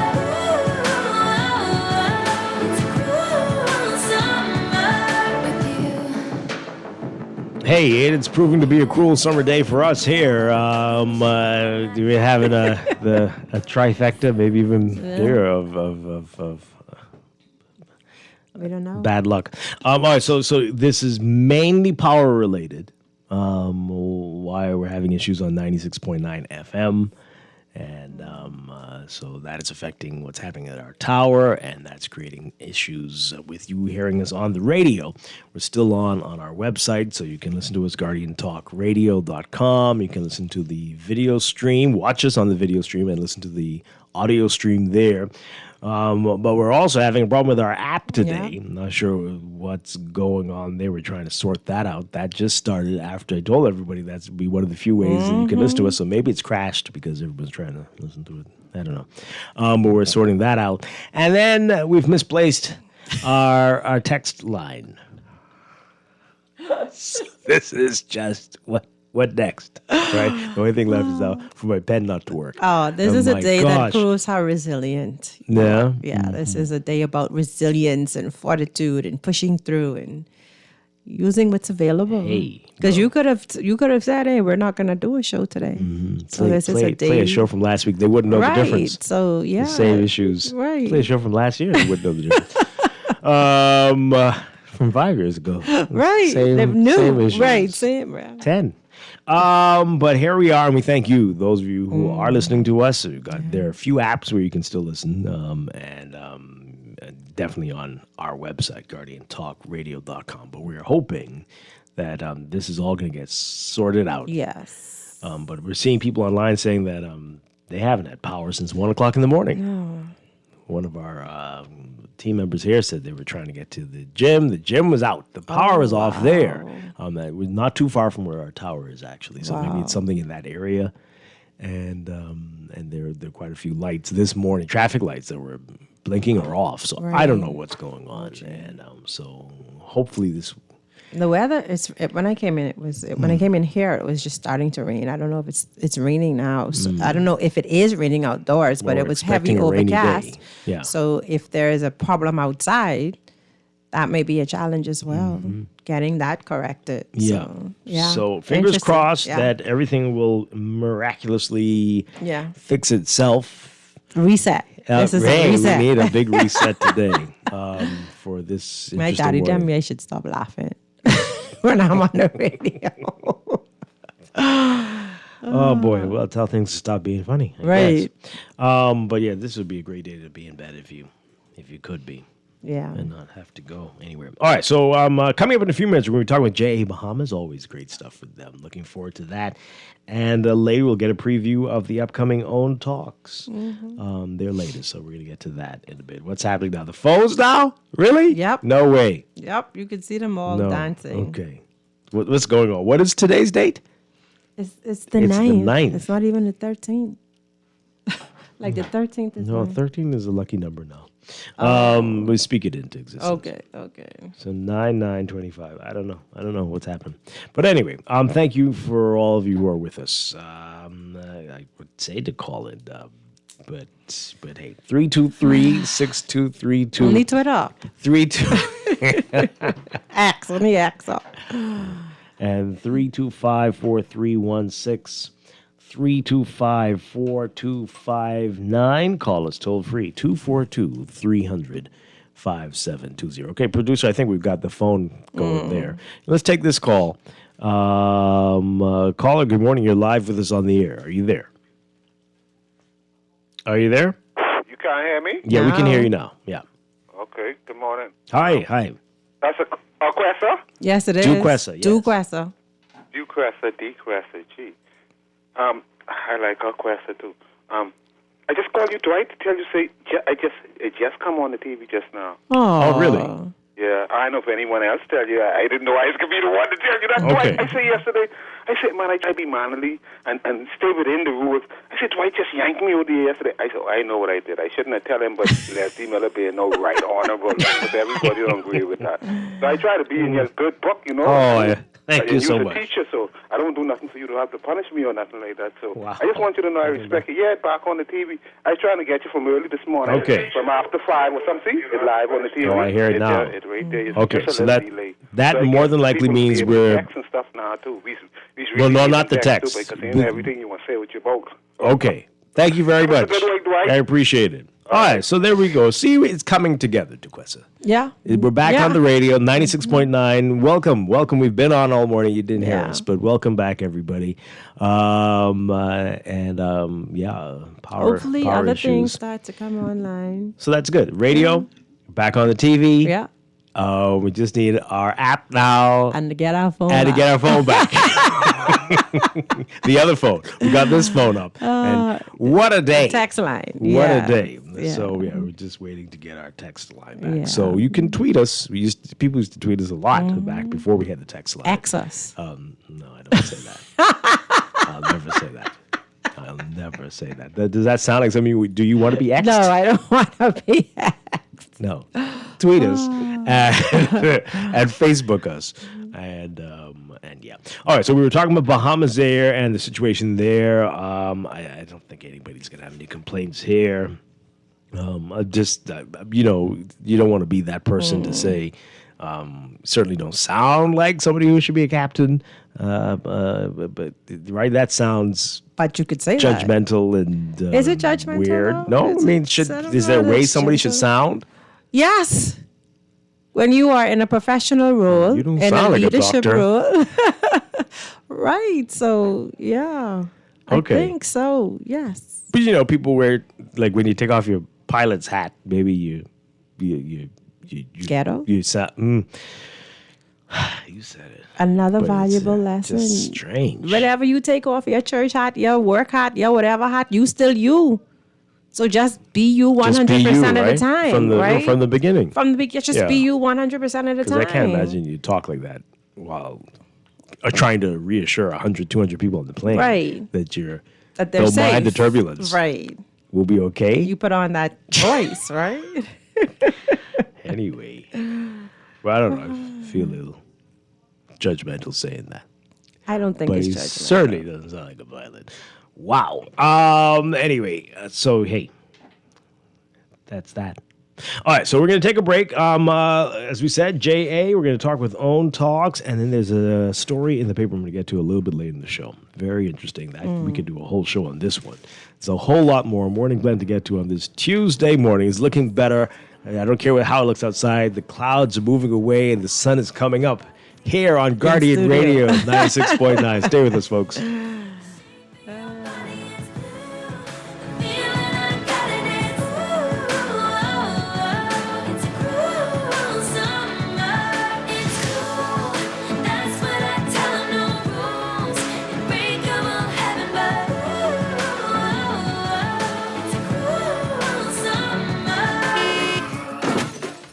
No one likes a fender bender. Oh, man. From a little scratch to a full mashup, NUA Insurance has got you covered with auto insurance tailored to fit your needs and budget. For affordable rates with free on-site accident assistance, visit us online or in branch and just ask us. NUA Insurance. Ask us because we've got you covered. Nothing beats a Chick-Chani Challenge. On September 27th, we're bringing the action, a 5K course packed with 20 thrilling obstacles. Start and finish at Fusion Superplex with energy, fun and excitement all around. First time? No problem. Try the Chick-Chani Light version, built just for beginners. Got kids? Ages 3 to 7 can take on their very own Chick-Chani Kids Challenge. And this year, we're turning 10. So grab your team, mark your calendar, and come celebrate with us. Visit chickchanichallenge.com to sign up today. Thanks to our sponsors Fusion Superplex, Guardian Radio 96.9, Kalina, RBC, Vantage Insurance, Party Pilots Rentals and Events, Fincastle Media Group, Powerade, Click, and Art of Graphics. This October, Bahama invites you to indulge your senses at the Culinary and Arts Festival, where world-class flavors meet breathtaking creativity in the heart of the Bahamas. Join us October 22nd through 26th for an unforgettable celebration featuring culinary legends Marcus Samuelson, Dario Cicchini, Simeon Hall Jr., and Scott Conant, alongside a vibrant lineup of chefs and mixologists. Explore captivating art installations, interactive workshops, and live performances, all set against the stunning backdrop of Nassau's premier luxury resort. From curated tasting events to beachfront feasts and immersive gallery experiences, this is more than a festival. It's a feast for the soul. Tickets and packages are going fast. Visit bahamar.com to reserve your spot at the Culinary and Arts Festival at Bahamar, where taste and talent take center stage. Looking for insurance that fits your lifestyle and your budget? At Star General Insurance, we've got you covered. Whether it's motor insurance with flexible options for third-party liability and comprehensive coverage, or commercial insurance products that protect your business, we have choices you can afford. Own a home or renting? Our home insurance products have just what you need. And for the adventurers out there, we offer marine insurance too. Visit our website or social media pages for contact information and quotes. Star General, insurance made simple. Starbucks Bahamas is the place you need to be. Yeah. Taste the pride of Bahamian craft and culture in premium coffee. That's right. We're committed to serve convenience and we stand on consistency. Wow. We're more than just a coffee house. Come join our community. We've been here for 20 years. Set the celebration with us. Uplift the everyday with each cup. Coffee community craft and culture. We've been here for 20 years. Set the celebration with us. Starbucks Bahamas come to give you coffee community craft and culture. Get up, put on your street dancing shoes. Get up, put on your bright, happy smile, baby. Get up, come on, let's dance, drink and shout. Go make summer step again in Nassau town. Go make summer step again in Nassau town. When you're in Nassau, this time of year, when you're in Nassau, have no fear. Pleasant smiles that greet you each year. It's holiday time again in the island every day, yeah. So get up, put on your street dancing shoes. Get up, put on your bright, happy smile, baby. Get up, come on, let's dance, drink and shout. Go make summer. We're back with Morning Blend on Guardian Radio 96.9. Dwight Strachan along with DeQuesta Dean, and are changing gears. We're talking about JA, Junior Achievement Bahamas. Always a great time when we talk with them. Executive Director Tammy Leckie is with us, with Program Recruiter Latara Evans. Great to see you all again. Good to meet you. Good morning. Good morning. Good morning. You know, while we were sitting here catching up, because Right. I know both Reminiscing. of you from different parts in my life. And you're not aging. You got to share your secrets. You know, it's the kids. Yeah. It really is. It's just being You with mean the kids. working with the kids in JA. Working with the kids Wow. in JA. You Keep know what I you mean? youthful. Very yes. much so. Yes, they do. They That really is do. amazing. That is amazing. Want a job, Dwight? Want a job? Because this one will age you, right? No, anyway. All right, so everybody knows what JA, right? Yeah, everybody does. You know, we've been here in the Bahamas for 46 years. Wow. We're part of a worldwide organization that has been, you know, just preparing young people around the world to be entrepreneurs, to be financially literate, and also get them ready for the workforce. And, you know, we're in over 100 countries. JA Worldwide is over 100 years old. So, you know, tried and true. We've been doing this for quite some time. And it's just good as I move about, you know, it's just like, hey, I was in JA. Miss Lecky, that's you? I'm like, yeah, it's me, you know. So the stories we hear, the legacies that are in the organization here in the Bahamas as well. We have grandparents whose kids, you know, join JA, their kids, family members. It's a legacy, you know. We've been ingrained into the community, and the Cressa was a part of JA as well at one point in time. I was a junior achiever, and at one point I was an advisor. So yeah, and then my daughter was in JA. Pretty cool. See, generations. Talk about it, You're an alumni? right? I am. Yes. Yeah, I'm thinking that there's something connected to that statement, though. Oh yes, there is. Yes, there is. It didn't just come out. I'm sure there's something connected to and we're that. going to get to that in just a second, most All right. definitely. So we take it for granted that everybody knows. We as do. you say, Yeah. it's We been do. around for generations, but there might be somebody who isn't quite sure. Let them know what exactly JA Bahamas is about. So JA Bahamas, like I said, you know, we've been around for 46 years. We have been empowering students in New Providence, Grand Bahama, Eleuthera, Andros. We're in Abaco. And of course, we're always trying to get to other family islands as well. But what we do is that, you know, we provide students with skills that they need to be successful, you know, in life. Right? So it's beyond just being in the boardroom, but in life as well and in their communities. And we do this through our pillars of financial literacy, entrepreneurship, and work readiness. We have learning experiences for students from kindergarten all the way up to grade 12. And there is a learning experience geared towards each grade level. Okay. So, you know, we start off with teaching them about themselves, right? And then that moves to their families and then their on to their communities. So it builds. It's right. It's sequential. So we're building up to the company program, which everybody is so familiar with. Right. And so excited about every year. So it's definitely, it's beneficial. And I always have people ask me this question. So what's the point of having little kids learn about money? I'm like, that's where it starts. Financial literacy, it's a skill. This is a life skill. Yeah. This is like swimming. Once you learn it, you can't forget it. It becomes a part of you. You work it into your life. You make better financial choices, which is the goal. Right. Because I am sure if you were to speak to more than 3 adults in a room and ask them, how are your finances? Oh boy. Okay. I know, because all right, let's take a poll in the room. How are your finances? Raise your hand. Let's not, because I always say, where was JA when I was you know, in school? In school. Yeah. And even as an adult, you know. Yeah. I think primary school is a great place to start as well because, you know, you practice what you become. Yes. So if you kind of practice from the very how to beginning deal or be with responsible money. with your money, Yes. and that's a habit that will stick with you. And yeah. we teach them the importance of money, the role it plays, not just in their lives, but in the communities, how it affects and impacts the way we live. You know, and that's where one of the program starts. That's a grade 3 program. It's called Our Community.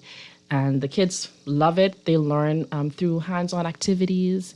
And they always come out with a renewed sense and more awareness of what it is to have a dollar, the value of a dollar, and how that dollar is being spent.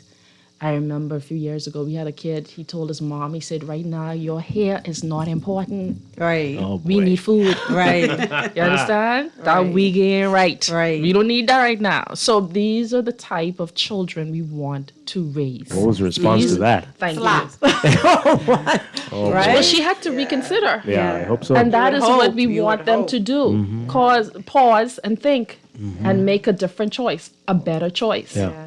Okay? And then you have the reverse to that too. You know, Yeah. there are stories wherein the child is in the food store with the mom, and the mom is picking up something, and the child will go, "We don't really need that, Right. Mommy, you can put that back. We can use the money for something else." So it's the reverse. You know what I mean? And you mentioned our community, but they also learn their place in society as they go through our learning experiences as well. What is it like to be a part of your community, your city, your region, your town, you know, and the part that you Country. play, you Yeah. know? So Yeah. again, just getting them prepared to be leaders, you know, in business, in life. So you've been in it for a while. Latara, you as well? Yeah? How long have you been? Well, I've only been with the organization for 3 years. Okay. And unfortunately, I did not have the opportunity to participate in J because at that time I went to school on the island. Okay. So this year and every year since I've been here, I have made it a point to take this program back to Andros. Excellent. Okay.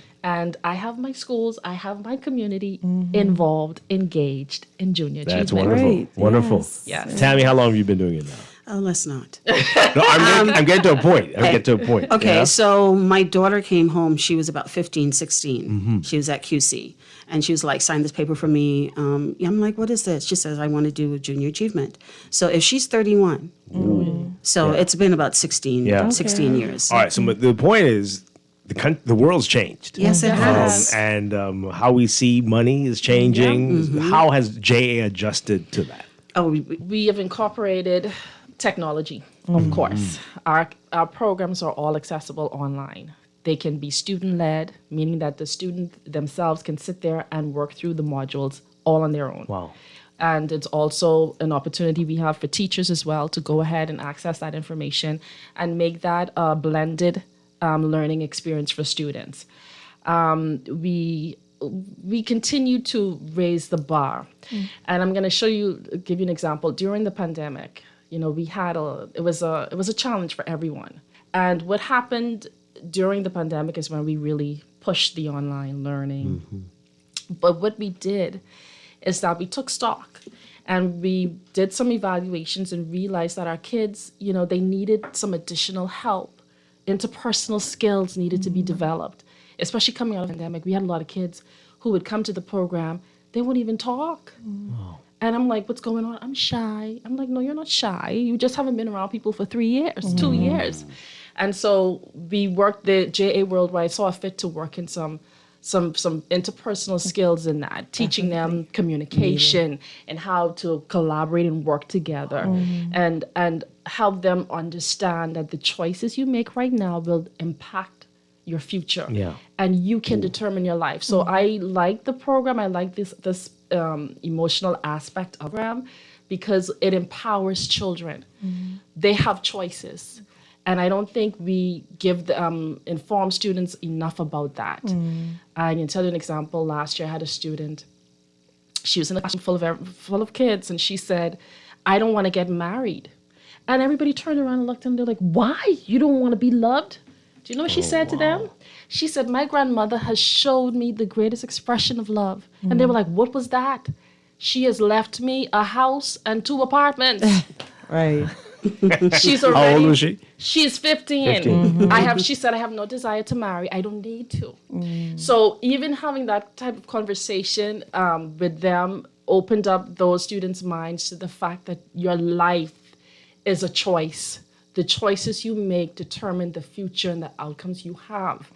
We can't leave it to chance anymore. And I think that has been the greatest thing that came out of JA programming after the pandemic, in addition to our online-based curriculums for every grade level.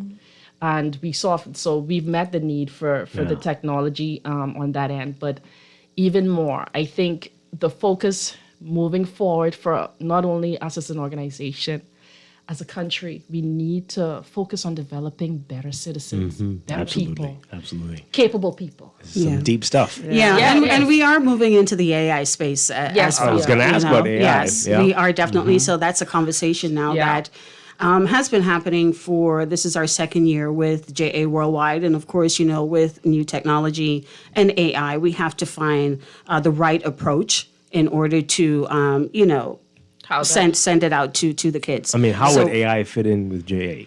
It's a learning opportunity. They get to see how they can work along with AI to create what it is that they want to create. We have now a module on the JA Connect's website that encourages students to go ahead if they want to create a song. You can go ahead and put down your lyrics and ask AI. Scary. Can you help I me know, finish right? this? It is. It's scary for me too. Yeah. And the No, more it's I'm on not. social media, the more I'm like, I don't believe any of what this. is real? Right. What What is real? real? Right. Yeah. But we have to get away from that word. We can't say scary. Right. This is fun. This is interesting. Well, It is. Okay. Everything within boundaries. Everything has rules. But will we see the creativity right. of That's people it. anymore? Like people are just Exactly. You just are creative with the or code. you're you getting punch it. lazy. Right. You you're getting Exactly. lazy. You're Because just even throwing it to AI and whatever AI kicks out is what you're right. And that's not the proper way to use a tool like that. Okay, so I had a student last year in class, right? She said, Miss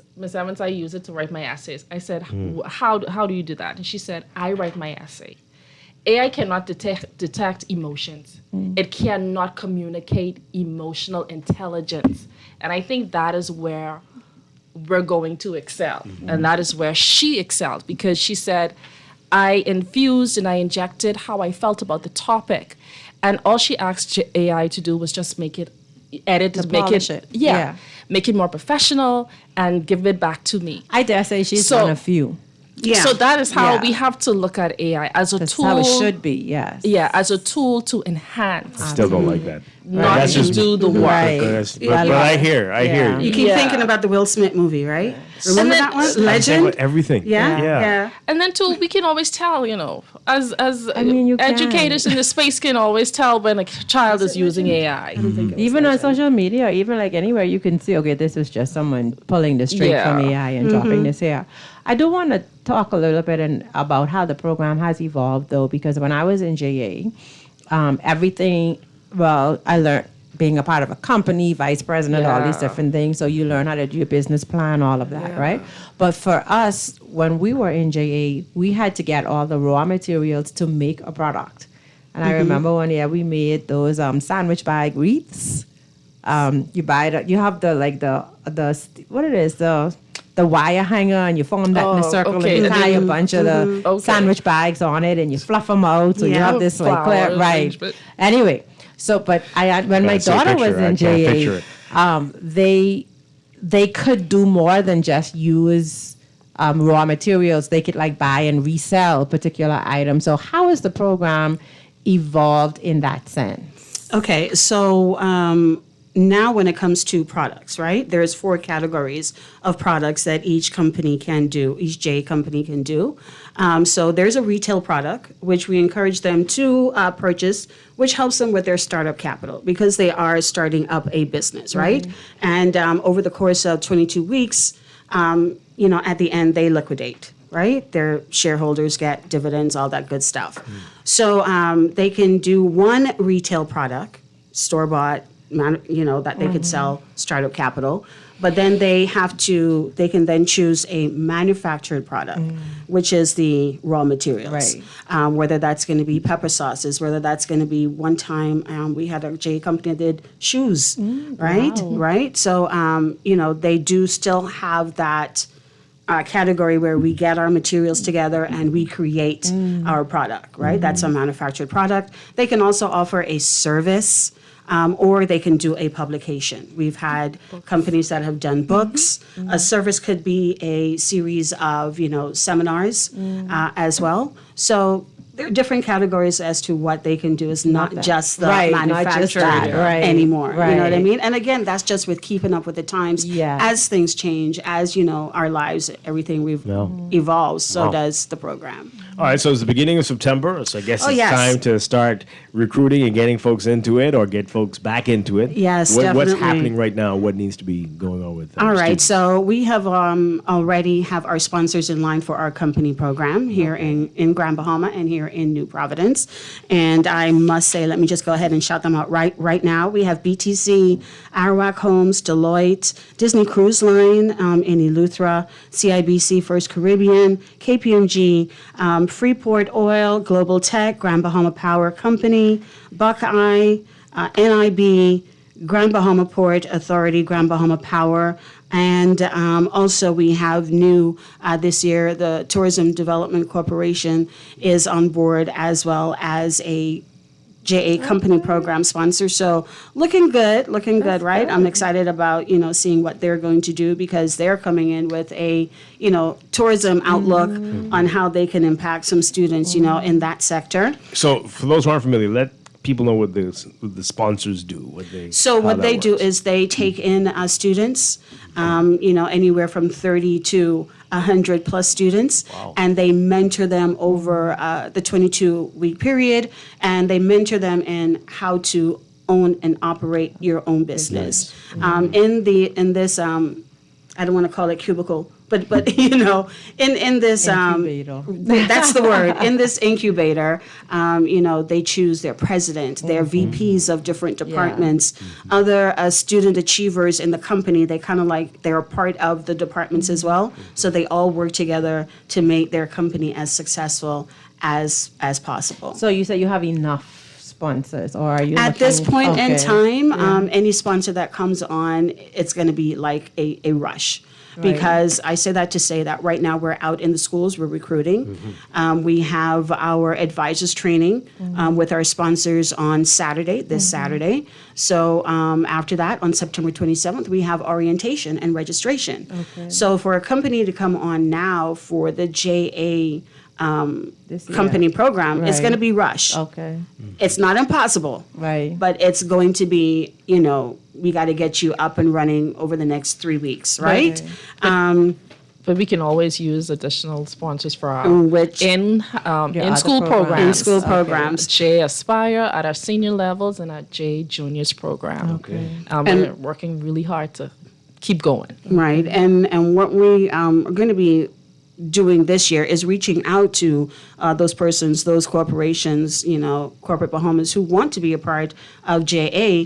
We can still include you in having you go into a school, just 1 or 2 employees to go into a school during the lunch hour, and they can facilitate one of our learning experiences in school. So as a corporation, you can get involved that way with JA. So you don't have to commit to the 22 weeks, but you can still make an impact 1 hour, over the course of 6 weeks, once a week. All right, so if you're that's a student, a possibility. what should you be doing now? You should be in New Providence. You should be preparing for September 27th to come out and register and engage in orientation. That is for our company programs. If you are in school and wish to participate in the club programs, we encourage you to approach your guidance counselors and ask, are we having a program this year? If they tell you no, tell them to call Miss Evans. Let Miss Evans come in and we can go through that whole rigmarole and get you started.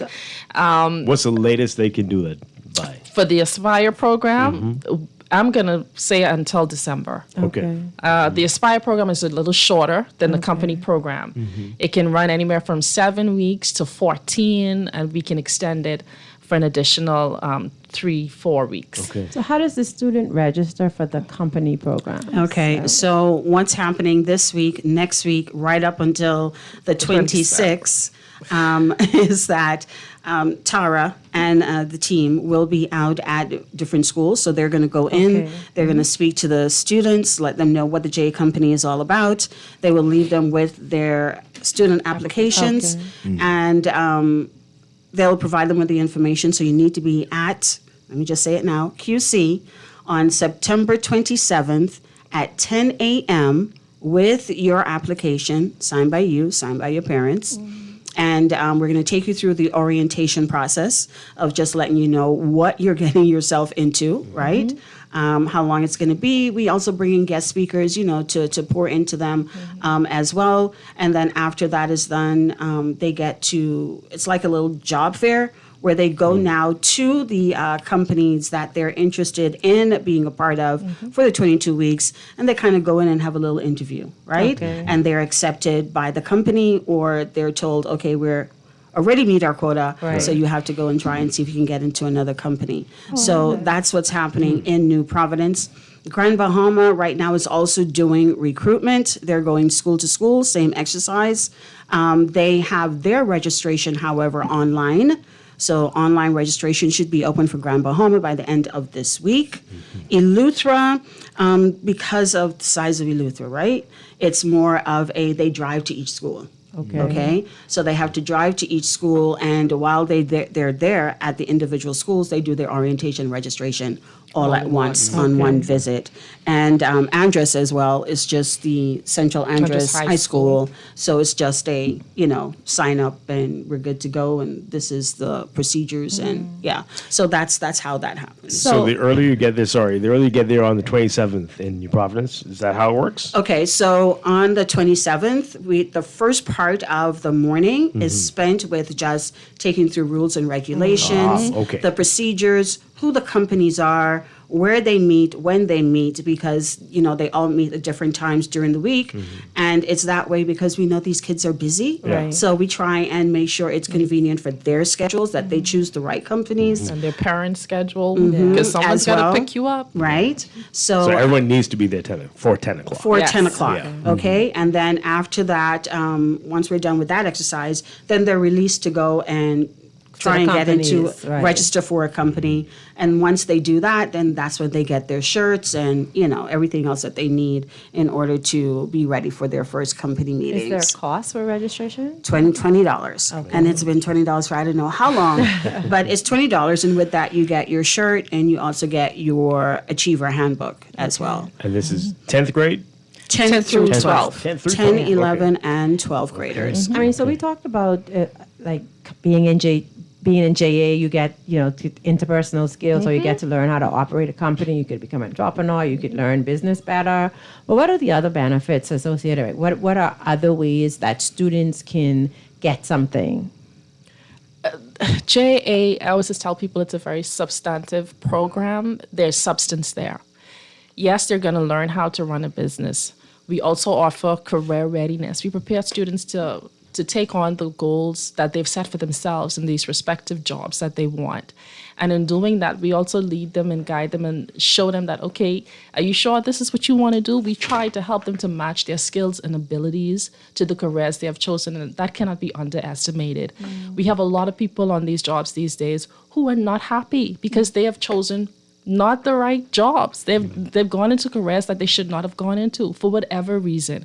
We try to, at the end of the day with Junior Achievement, our goal is to turn out citizens who can participate in this country's decision-making, and we want to turn out people who can lead good lives, good people. So they're learning how to manage themselves, how to make good choices, not just financial, and learn how those choices impact the future that you want. Life is not meant to just, work itself out. That don't happen. Right. You got to have a plan. And we have to give people tools in order to do that. And that is the key to Junior Achievement. Yes, it's fun. Come, it's a ball. You understand? There's also opportunities for internship. Yes. There is scholarships as well. So there's some additional benefits. So let me just ask a question. So if someone enters in grade 10, Yeah.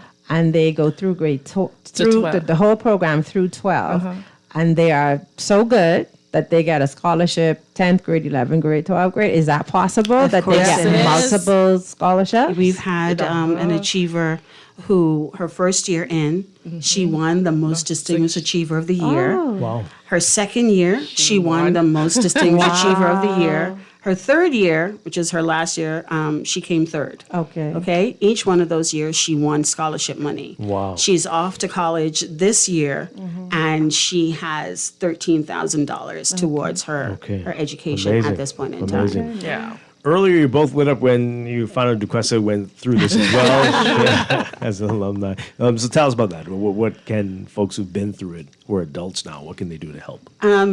Definitely, we are, always looking for alumni to come back. Okay, we are currently right now trying to build our alumni council and, of course, the association. They just had a meeting last evening, so they're ready. They're geared up to go. A couple of events are planned as well. I can't speak to them, so we'll have to find time for them to come in. But as I go about and I meet, alums, and I try and get their information so that they can come back. But you can come back. You can be a volunteer. You can go into the classrooms, like I mentioned. 1 hour out of a week for 6 weeks.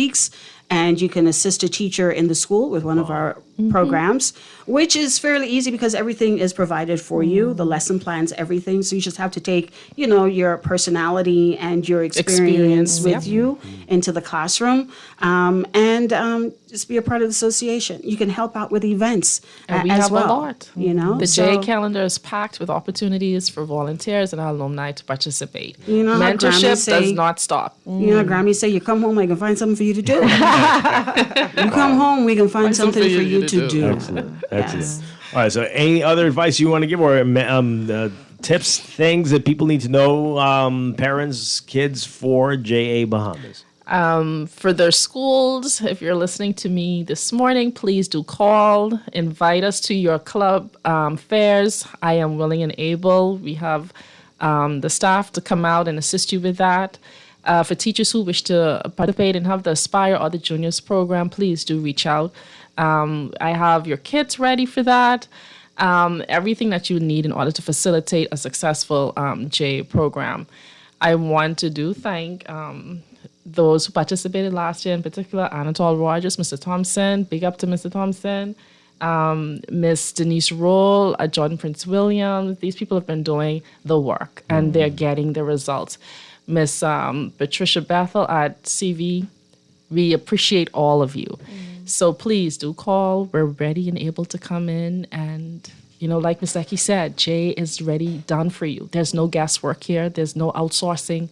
I bring you a kit. Here it is. Wow. Okay. You can read, you can do it. And how young again? You can start at K5. K5. My goodness. K5. Yeah. That's crazy. They love money. They love their dollars. Give me $1. That's what they want. You give them $1, they'll tell you what that could get. We're on Instagram. We're on Instagram, J Bahamas. We're on Facebook as well, J Bahamas. TikTok, we're there as well.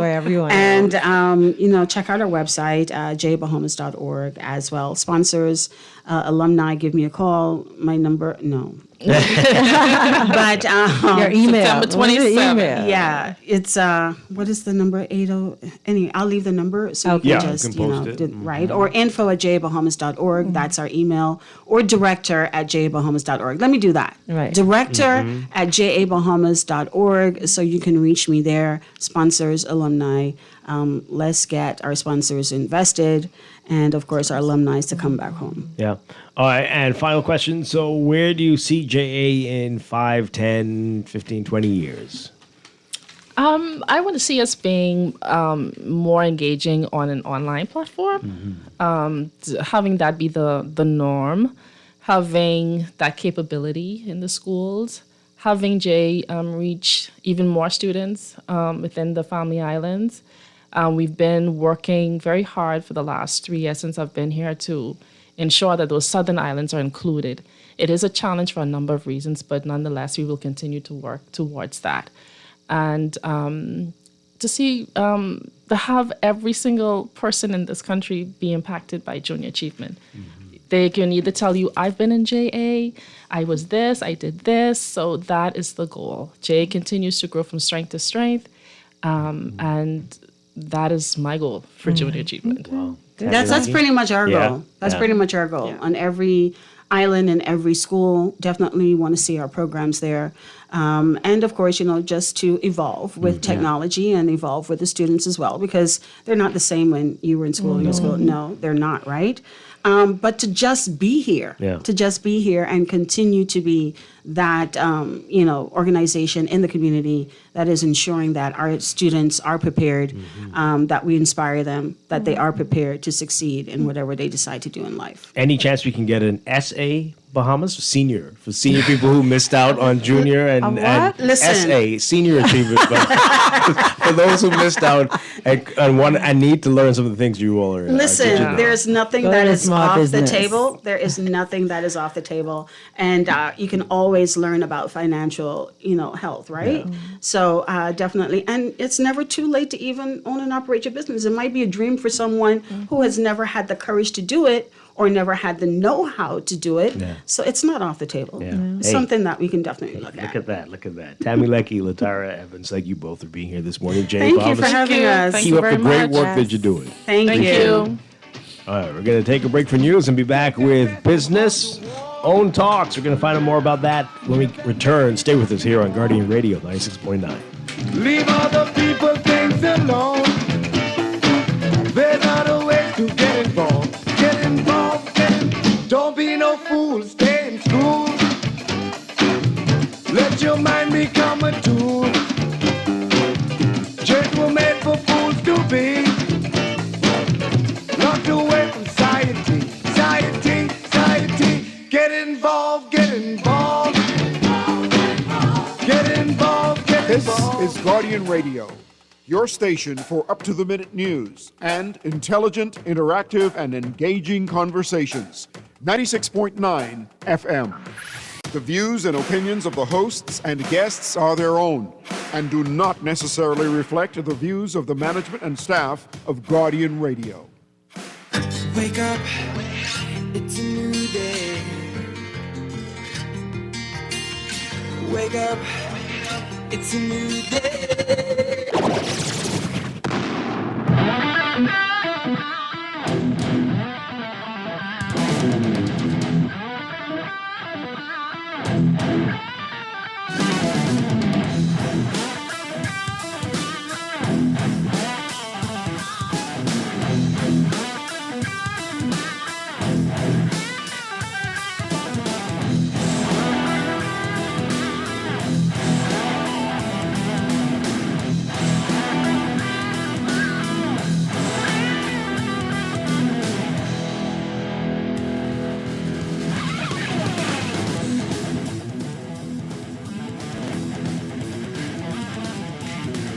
Good morning and welcome to Morning Blend Business on Tuesday, September 9th, 2025. Welcome back to our Morning Blend listeners. Once again, I'm Dwight Strachan along with Duquesa Dean, and it is hard to believe it's already the 10th anniversary.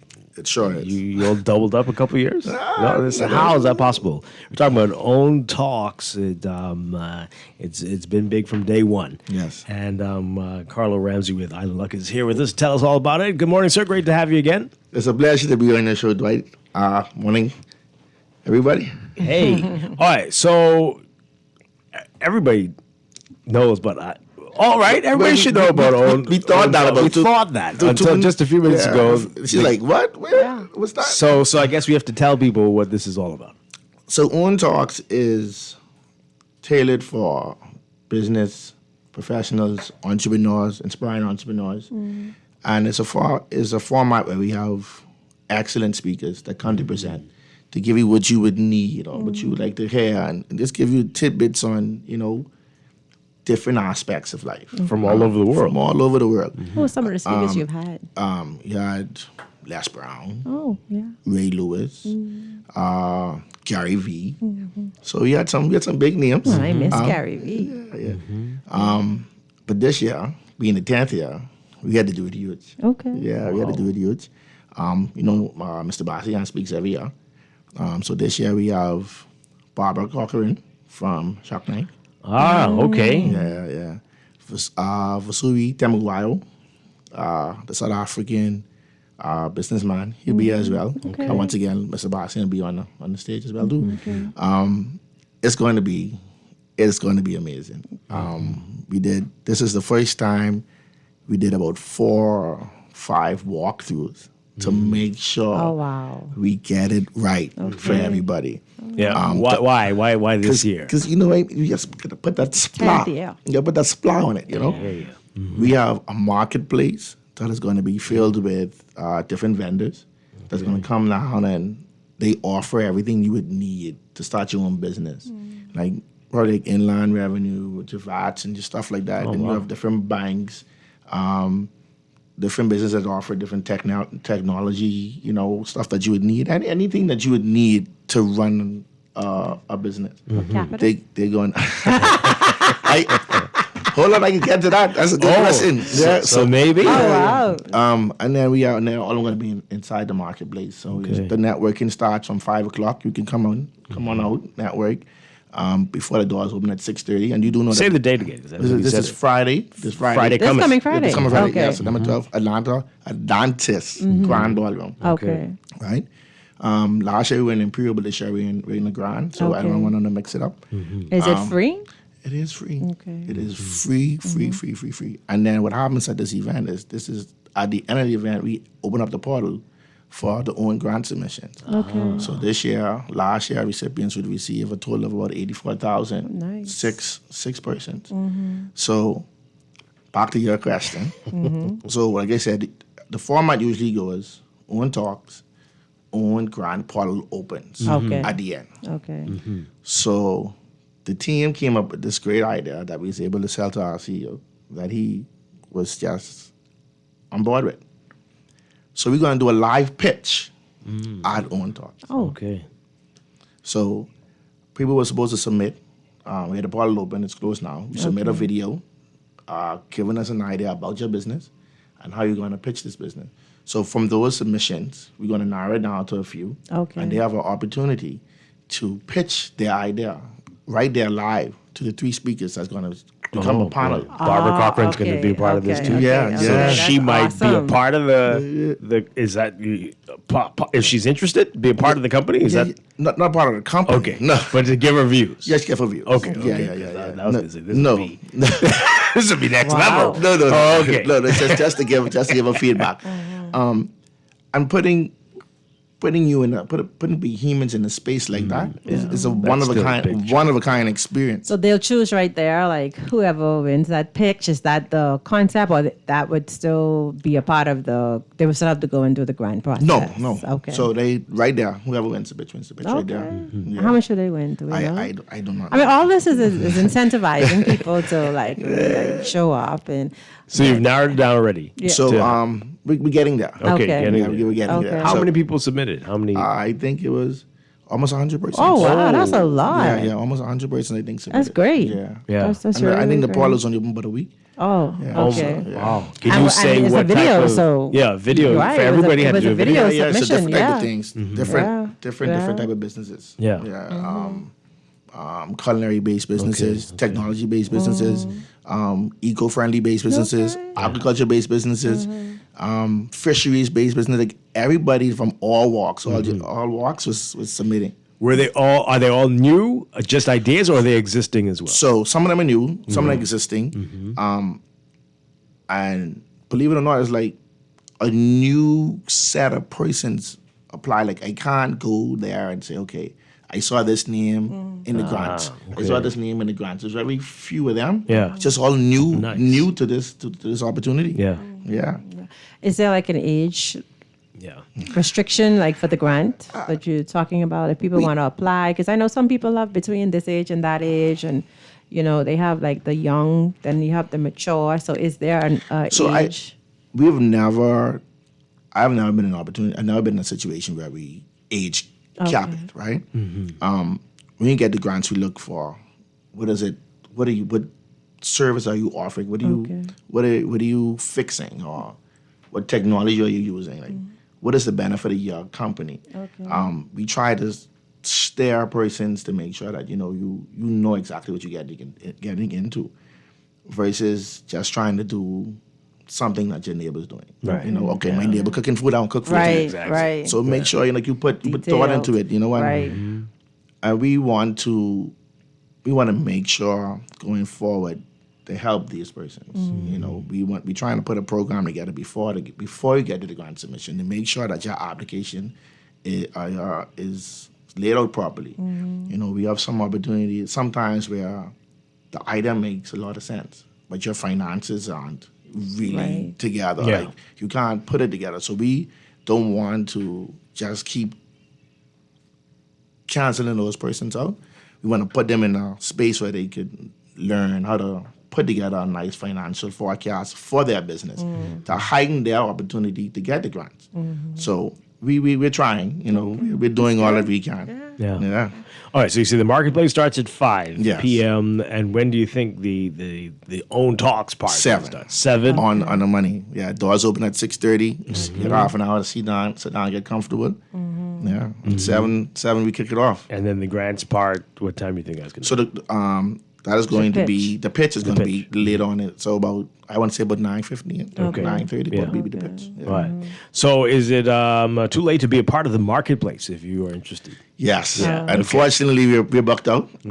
We'd like to have as much people as we want, as we would like to. We'd like to have as much people as possible, but due to some restrictions, we're booked out. All right. But you're not booked out for people to attend? Oh no, No. Seats are still available. Okay. Tickets are still available. You can go on the Owen Bahamas website and just follow the prompts and book your ticket. You do need to do that. You can't just show up. We prefer you to do that. Right. Yeah. Even though it's free. Yeah, even though it's free, we Right, prefer you to do that. Right, to give you a number Yeah. that you're working on. How many can you accommodate? 25, 300, 2,000, something like that. Yeah. Whoa. That's a good number. Okay. Yeah. That's pretty good. All right. So Is what it else? going to be like a panel? Like people can ask questions after the speakers or no? Because I know you have the pitch, so you don't want to do too much. But okay. No question, no Q&A. Okay. We be there all night. Right, I know, That right? is true. That is true. So what else can people expect? What else should they know if they're seeking to attend this? I want you to know that the marketplace is going to be something out of this world. Wow. It's going to have some of our grant winners from the last session, and previous sessions. Nice. So they come, they offer their time, offer their businesses. But it's going to be nice. I can't give out too much. Yeah. I think I give a bit more than I was supposed to. But hopefully that encourages everybody to come out. But I would say come out, network, meet somebody, ask some questions, and take it all in. This is an opportunity like no other, like I said. Will there be like things you can buy there at the marketplace, or is it just information? Just information. Okay. Yeah. Okay. And then we'll give you probably a goodie bag to leave. Yeah. Okay. Excellent. Once again, like I say, we stand there, we do good. You better believe it. Yeah. All right. So let people know if they want more information, what they can do, how they can find out more. All our social media platforms, LinkedIn, Facebook. His own Bahamas social media platforms. Yeah. Okay. From the other website itself. Okay. Yeah. Friday the 12th. Marketplace opens at 5. At Atlantis. At Atlantis Ballroom. Right. Grand Ballroom. Yeah. We'll have all the prompts when you walk in the door. You'll see all the nice things to get to where you got to go. It's going to be nice. All right. It's going to be big. How are you going to top this next year? Oh, boy, I don't know. Let's just get through this year first. Yeah. And then we focus on next year. Well, One year at a time. happy anniversry. Yeah. I can't believe it's 10 years. Right, I remember so the first fast. one. And it went by very. Are you sure it's 10 years? Yes, 10 years. Wow. Yeah, if you go on, once you go on the website, it'll show you all the transitions. Wow. That's pretty cool. It's a great way to give back. Yeah. All together, we've given back a lot. Yeah. Excellent stuff. Looking forward to it. Carlo Ramsey, Own Talks Friday. This Friday. Friday at Atlantis. Yeah. Okay. Good stuff. So make that your happy hour. Yeah. Yes. Well, that sounds like it'll be a great place to be. Yeah. Thank you again. Congratulations and happy anniversary. Thank you. Thanks for having me. All right, we're going to take a break and be back. Final few minutes of Morning Blend Business on this Tuesday morning. Coming up in just a bit. Stay with us. Screws and Fasteners World, Balfour Avenue and Palm Beach Street, has those hard-to-find fasteners for you right now. You can find stainless steel regular hex, carriage bolts, galvanized bolts, threaded rods, nails, self-tap screws, sex bolts, anchor bolts, turnbuckles, masonry tools, hand tools, and weed whacker strings. Check out the rope selection and car body fasteners, too. Special orders are welcome. It's your #1 fastener store. Screws and Fasteners World, Balfour Avenue and Palm Beach Streets. Call 326-1976. Now let me see now. 326 EPIC. Hello? This Epic battery. This Miss Beulah from around the corner. I hear you're selling tires now on Wolf Road too. Praise the Lord. It's about time. I live Fox Hill and Fire Trail. It's too far. That ain't all. They open Monday to Friday, 7 a.m. to 7 p.m. On Sunday and holiday, 8 a.m. to 4 p.m. My brother Sam, he's a hacker, and he could go right there and get fixed up. Call us at 326-EPIC. We ship also to the Family Island. You try to rest, but roll with the best. For all your printing needs, there ain't no one better, no. For posters and banners, magazines and flyers. For window decals, greeting cards and newsletters. No job too big and there's no job too small. You name it, we can print it. Just give us a call. Let Print Masters bring your masterpiece to life. Located in the Nassau Guardian Building, telephone 302-2361. Do you know who's giving you $1,500 cash back? None other than Chevrolet. Test drive the classy LTZ trimmed Colorado truck, or the sporty Trax RS, or the family-friendly Captiva SUV, or how about the fuel-efficient Groove? Whatever your choice, you will be riding safe with a 3-year bumper-to-bumper warranty from a dealer that's been around for over 85 years. Get down to Nassau Motor Company on Shirley Street and select a model that gives you $1,500 cash back. Chevrolet, built with the innovative technology you trust. It's the glitziest night in agriculture, where roots run deep and the spotlight shines bright. The Agrarian Awards 2025 takes center stage on Saturday, October 18th at the Atlantis Paradise Island Grand Ballroom, and you need to be there. Presented by the Ministry of Agriculture and Marine Resources and the Agricultural Development Organization. Get your tickets now at adobahamas.org or call 397-7400 for more information. The Agrarian Awards 2025, planting with heart and soul. You work hard for your money, so let your money work hard for you. With as little as $1,000 to start, you can watch your money grow by investing in CFAL's Bahamian dollar and US dollar mutual funds, each tailored to match your unique investment profile. Our expert advisors are dedicated to crafting personalized investment strategies to help you achieve your financial goals. Don't miss out on the chance to earn higher returns on your hard-earned money. Join the thousands of investors who trust CFAL and start your journey toward financial freedom today. Visit us at cfal.com to learn more about our saving and investment options. And let us help you build wealth so you can live well. CFAL, growing wealth for future generations.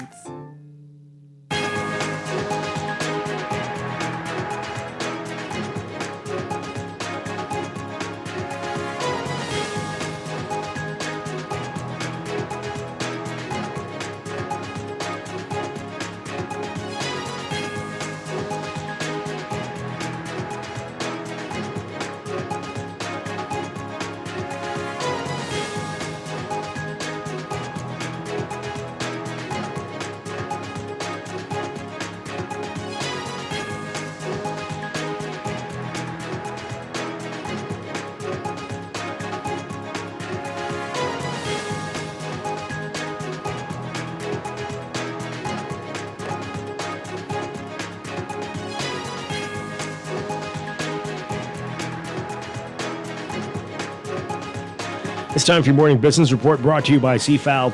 President of the Bahamas Electrical Workers Managerial or Management Union, Charles Hanna, says BPL employees don't want to sign over to new power transmission distribution company, Bahamas Grid Company, because they fear losing their pension benefits. Hanna speaking to Guardian Business after comments made by BPL CEO Tony Seymour on Morning Blend last week, noting that no BPL employees had expressed a willingness to work for BGC. But Hanna says if the new company doesn't take over BPL's pension, it makes no sense for the workers to go over to the new company. You can read more on that in today's Guardian Business section. CEO of the Nassau and Paradise Island Promotion Board, Joy Jirbaloo, lauding the significantly expanded airlift expected into the Bahamas out of Canada during the winter season.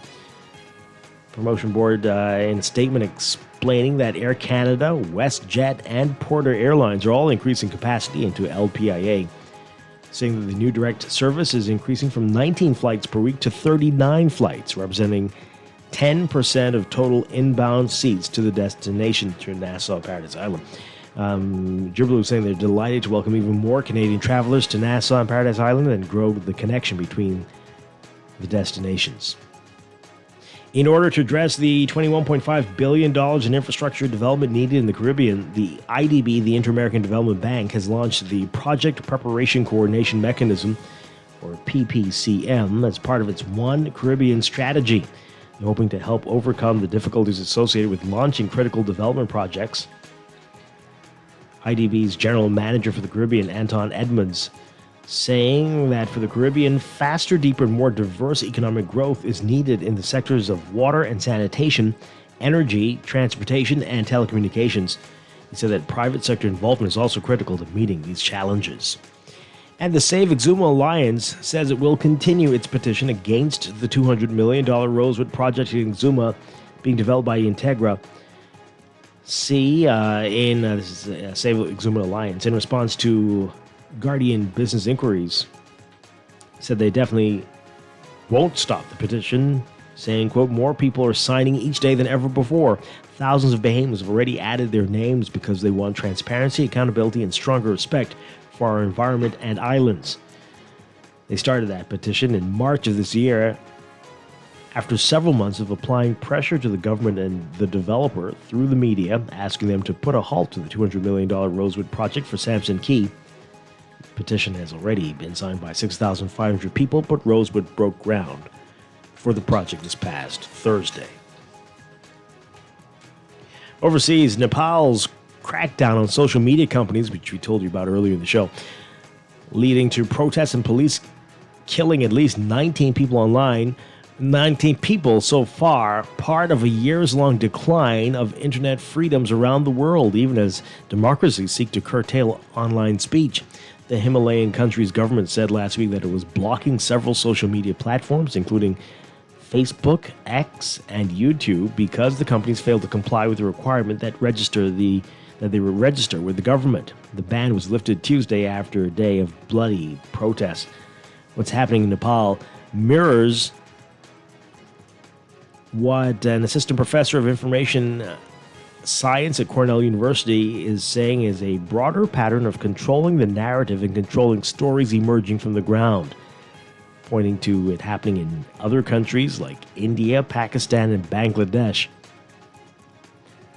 Nepal's government has been asking the companies to appoint a liaison in the country. Officials are calling for laws to monitor social media and ensure that both the users and operators are responsible and accountable for what they share. But the move has been criticized as a tool for censorship and punishing opponents who voice their protests online. And Rupert Murdoch's family has reached a deal on control of the 94-year-old mogul's media empire after his death, ensuring that no connection and no change in direction at Fox News, the most popular network for U.S. President Donald Trump and conservatives. The deal creates a trust establishing control of the Fox Corporation for Lachlan Murdoch, Rupert's chosen heir, who's been running Fox in recent years, along with his younger sisters, Grace and Chloe. Lachlan Murdoch's three older siblings, Prudence McLeod, Elizabeth Murdoch, and James Murdoch, give up any claims to control Fox in exchange for stock currently valued at $3.3 billion, according to the New York Times, which first reported the news of the deal. The new trust will be in place until 2050, according to terms of the deal. It ends a drama that has been like a real-life version of HBO's Succession, only with huge financial implications and an impact on U.S. politics. Fox and its conservative opinion dominates news ratings, and at points this summer more popular than the general broadcast networks even, and is the go-to network for Trump and his team. Closer to home in your Market Watch, recapping trading on the BISX from Monday, your market movers. Commonwealth Bank moving 4,500 shares, closing down 28 cents to 420. Consolidated Water up 3 cents, closing at 670. Emira Incorporated down 1 cent, closing at 1141. The BISX All Share Index closing at 3,048.97, down 0.25.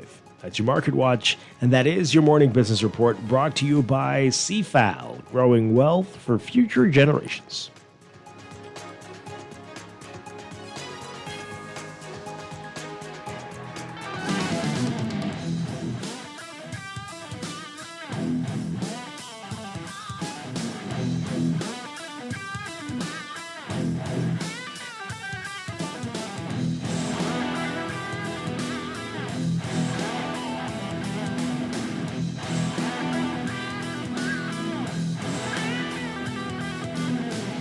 We are back with Morning Blend Business on Guardian Radio 96.9. Dwight Strachan along with Duquesa Dean. Our final 3 minutes of the show here.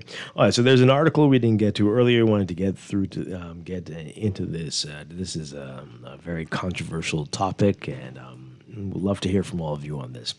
So you remember this. Former Prime Minister Minnis's son, who was a doctor, the abortion charges against him have been dismissed. This is in the Tribune today.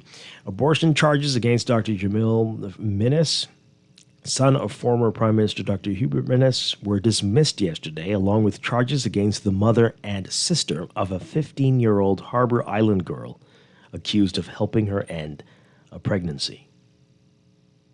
The dismissal coming on the first day of Dr. Minnis's trial before a jury. Prosecutors will now focus on rape charges against 24-year-old Alonzo Pinder, who was accused of impregnating the teenager. Wow. So, Pinder was charged on September 12th, 2023, with having unlawful sexual intercourse with the girl between July 1st and 31st of that year. In October 2023, Dr. Minnis, the girl's 45-year-old mother and 25-year-old sister, were accused of, quote, intentionally and unlawfully causing her to abort a fetus on September 4th. Other relatives were also charged with conspiracy to commit abortion, though their identities were withheld to protect the child. Abortion is illegal in nearly all circumstances in the Bahamas, and prosecutions are rare, though. The charges against Dr. Minnis, a practicing doctor, marked a highly unusual case against a medical professional. We were quite perplexed at the time when this happened. Yesterday, Dr. Hubert Minnis, his father, described the past year as one of the greatest hurdles of his life and said the ordeal had taken a heavy toll on his son, who was barred from practicing at Princess Margaret Hospital. What? Wow. And placed on half pay. Wow. Although he continued to run his private practice. This is insane. He says, quote, this is Dr. Minnis, the former prime minister, saying, quote, I've been going to court in and out for over a year with him. The rest of the family and myself, wife, all of us supporting him. And we were happy this morning to hear that. I, as a doctor and a gynecologist, I looked at the case, and I mean, from my medical perspective, I didn't think there was a case, but you know, that's just my opinion. I'm very happy. I want to thank God that it's over. He thanked the hundreds of people and religious leaders who stood by his family, saying their support and prayers helped him endure the ordeal and refocus on the country's future. Reflecting more broadly, Dr. Minnis said the case highlighted the high cost of justice for ordinary Bahamians. He said, what this case has made me aware of, court representation is costly, and what it really opened my eyes to is that there are a lot of Bahamians that cannot afford legal representation. Therefore, I believe that a lot of individuals may have gone to jail or been found guilty because of improper representation. I mean, I think we've known that for a long time, right? And that is a great disadvantage for the poor and the middle-class individuals, because legal representation can be very costly. I think moving forward, that is something I will fight to try and improve on to ensure that every citizen of this country has not only access to proper health care, but at least has access to legal representation. Did I miss the part where you say why it was dismissed? Because it's stupid. How about that? No. Like, did they give a reason? No, but I mean, seriously? I just wondered. Like, she's 15. She's a child, and she was raped, right? And allegedly, and she was pregnant. Right. Why should she be made? Well, this is my view. I know a lot of you won't necessarily agree with that, but she should not be made to have the child of her rapist, right? And I'm surprised Dr. Minnis didn't talk about that. How about we fight to allow abortions in cases like this? Like you say, like we will definitely have some disagreement. I disagree. I feel that there are other options outside of abortion. The child could have been given up for adoption. You can't thank God for a release of a situation where you did an infraction against God. And everybody's right to have their own beliefs even and in their the case own of rape? stance against it. Life is life. Like, I am pro-life, so that's what it is. And so, yes, you've been granted the opportunity to carry a child. You have a choice whether you will keep the child or not.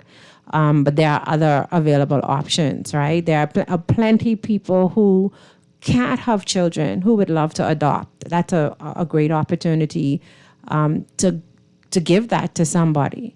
And so, yes, I do understand that there's trauma associated with having to carry a baby for 9 months after being allegedly raped. And another thing that's confusing me is, what is he charged with? Unlawful sexual one hand and rape on the next hand? Like, Well, our terms are strange here now. Right. But yeah, unlawful,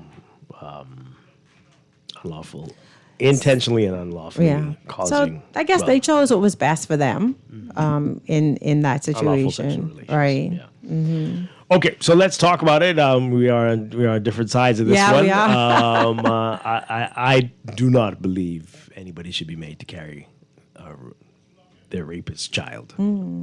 I do get it. Maybe if you're not a teenager, you could go through the mental stress of carrying the baby to terms and giving it for adoption. But as a teenager, a child, to be made to do that, I really think that's cruel and inhumane. And abortion is also traumatic, though. That is also a life-altering, long-lasting, emotional journey so put as that well, on top of rape. right? So you have the emotional trauma on either end of the spectrum. Especially if she wanted to keep her baby. Well, yeah, I don't know. There's a lot to unpack there, but let's talk about it. So you're not open to expanding abortion in the country for situations like this. I'm not. You're not open. Okay. Let's hear from you. 323-6232. 325-4316. 325-4259. Call us toll free 242-300-5720. What say you on this? Is this the way this case should have gone? Should this have been dismissed from years ago? I'm going to ask Duquesa what she thinks should have happened here. We'll get to that in a bit. Oh boy. Caller, what say you? Good morning. Good morning. How you doing, Dwight? Doing well. It seems as if the family supported the abortion, right? They made sure it happened. Mm-hmm. Okay, yeah, but now, when you was reading the article, right, a line just jumped out at me. It said that the abortion was needed to protect the child, right? they didn't give the names of the family members to protect the No. Which part is it? No. I'm just going to bring up, it's like a double-sided statement. Now, it was needed to protect the child, right? But I'm more concerned about the child that was in the womb. What kind of protection did that child have? If we are a God-fearing nation, and we believe that all life is sacred, I think that's a question we're gonna need to answer. If we are how do you feel about capital punishment? If it's warranted, yes. Same thing, though. So all life is sacred, you say? Yeah. A life for a life. Now, if you're going to bring up that, it means that the abortion was actually murder. Oh, you feel capital punishment is murder? No, I said if you're going to go along. Okay, I know where that argument that you brought up. I know exactly where that leads, right? But if you're going to use that same premise, it means that abortion is also murder. I mean, you could see it however you want, but should you be forced against your will to have a child with somebody you absolutely would not have a child with? For me. What's good? Right, the real argument here is why a life is being forfeited. Now, in the murder issue, it's being forfeited because somebody committed a murder. In the issue of the abortion, that is not the case. So let me ask you, do you think the doctor should have been made to face the charges and go to trial and possibly go to jail? Our laws don't allow for that. Do you believe that that should happen? Yes. Wow. Okay. But, So I say, wow. But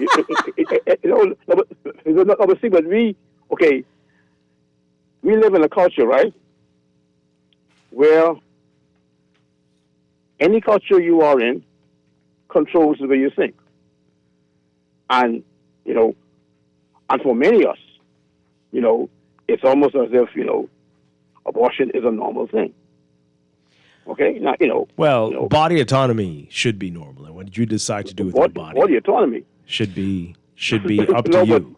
But you can't have body autonomy in that sense if the body of the pregnant lady has a different DNA. It's a different person, and that person should have the same rights as the mother.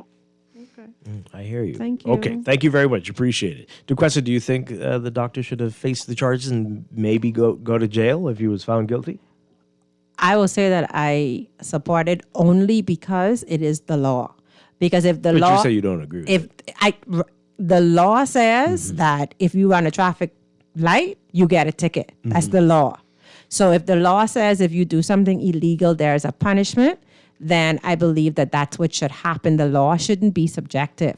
However, I could see an advocate for changing the law for certain circumstances under which this could happen. But I believe that if we're going to say we want to be a law-abiding country, then we have to follow the laws of the land and then agitate to change the ones that are stupid.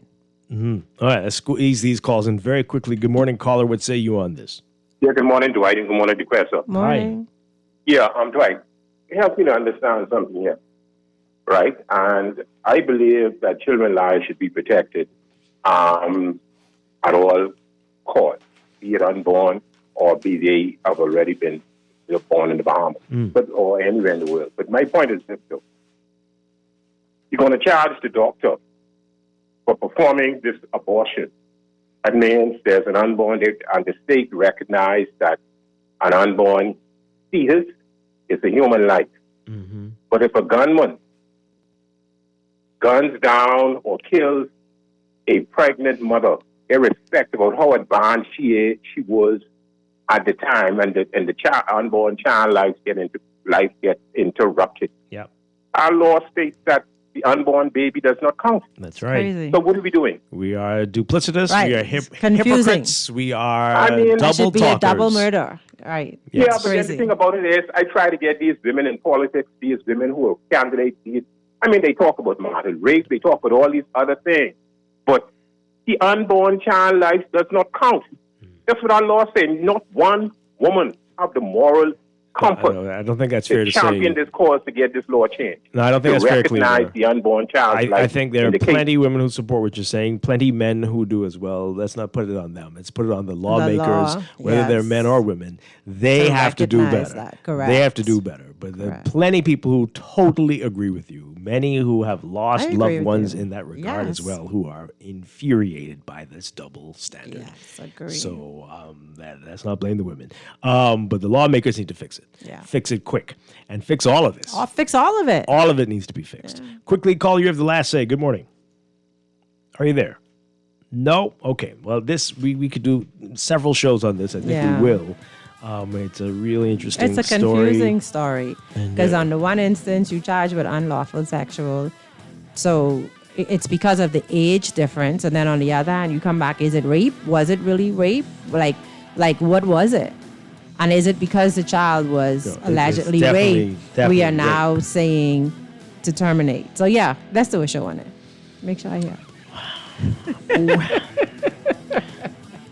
It's a very serious situation. I mean, and a even lot if of there people, wasn't rape in this, Right. Anyway, this is She's a 15. complicated story. But he shouldn't have been charged. The doctor now. We're not talking about the rapist. Mm-hmm. This is.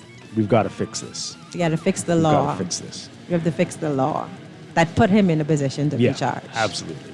Thank you for being here. Thank you. Appreciate you. And I'll miss you. And you'll be gone for a couple of weeks. Yes, I will. We won't see you till October. No, you're running out. So yeah, it's gonna be the last week of September. The last week of September Yeah, is pretty much yeah. October. Anyway, Right. The enjoy last yourself. day of October. Thank you. I look forward to it. And we will see you when you get back. I'll be back tomorrow morning, though, with more Morning Blend and Morning Blend Business right here on Guardian Radio 96.9. Everybody have a great day. Stay tuned for On the Clock with Aaron Green next.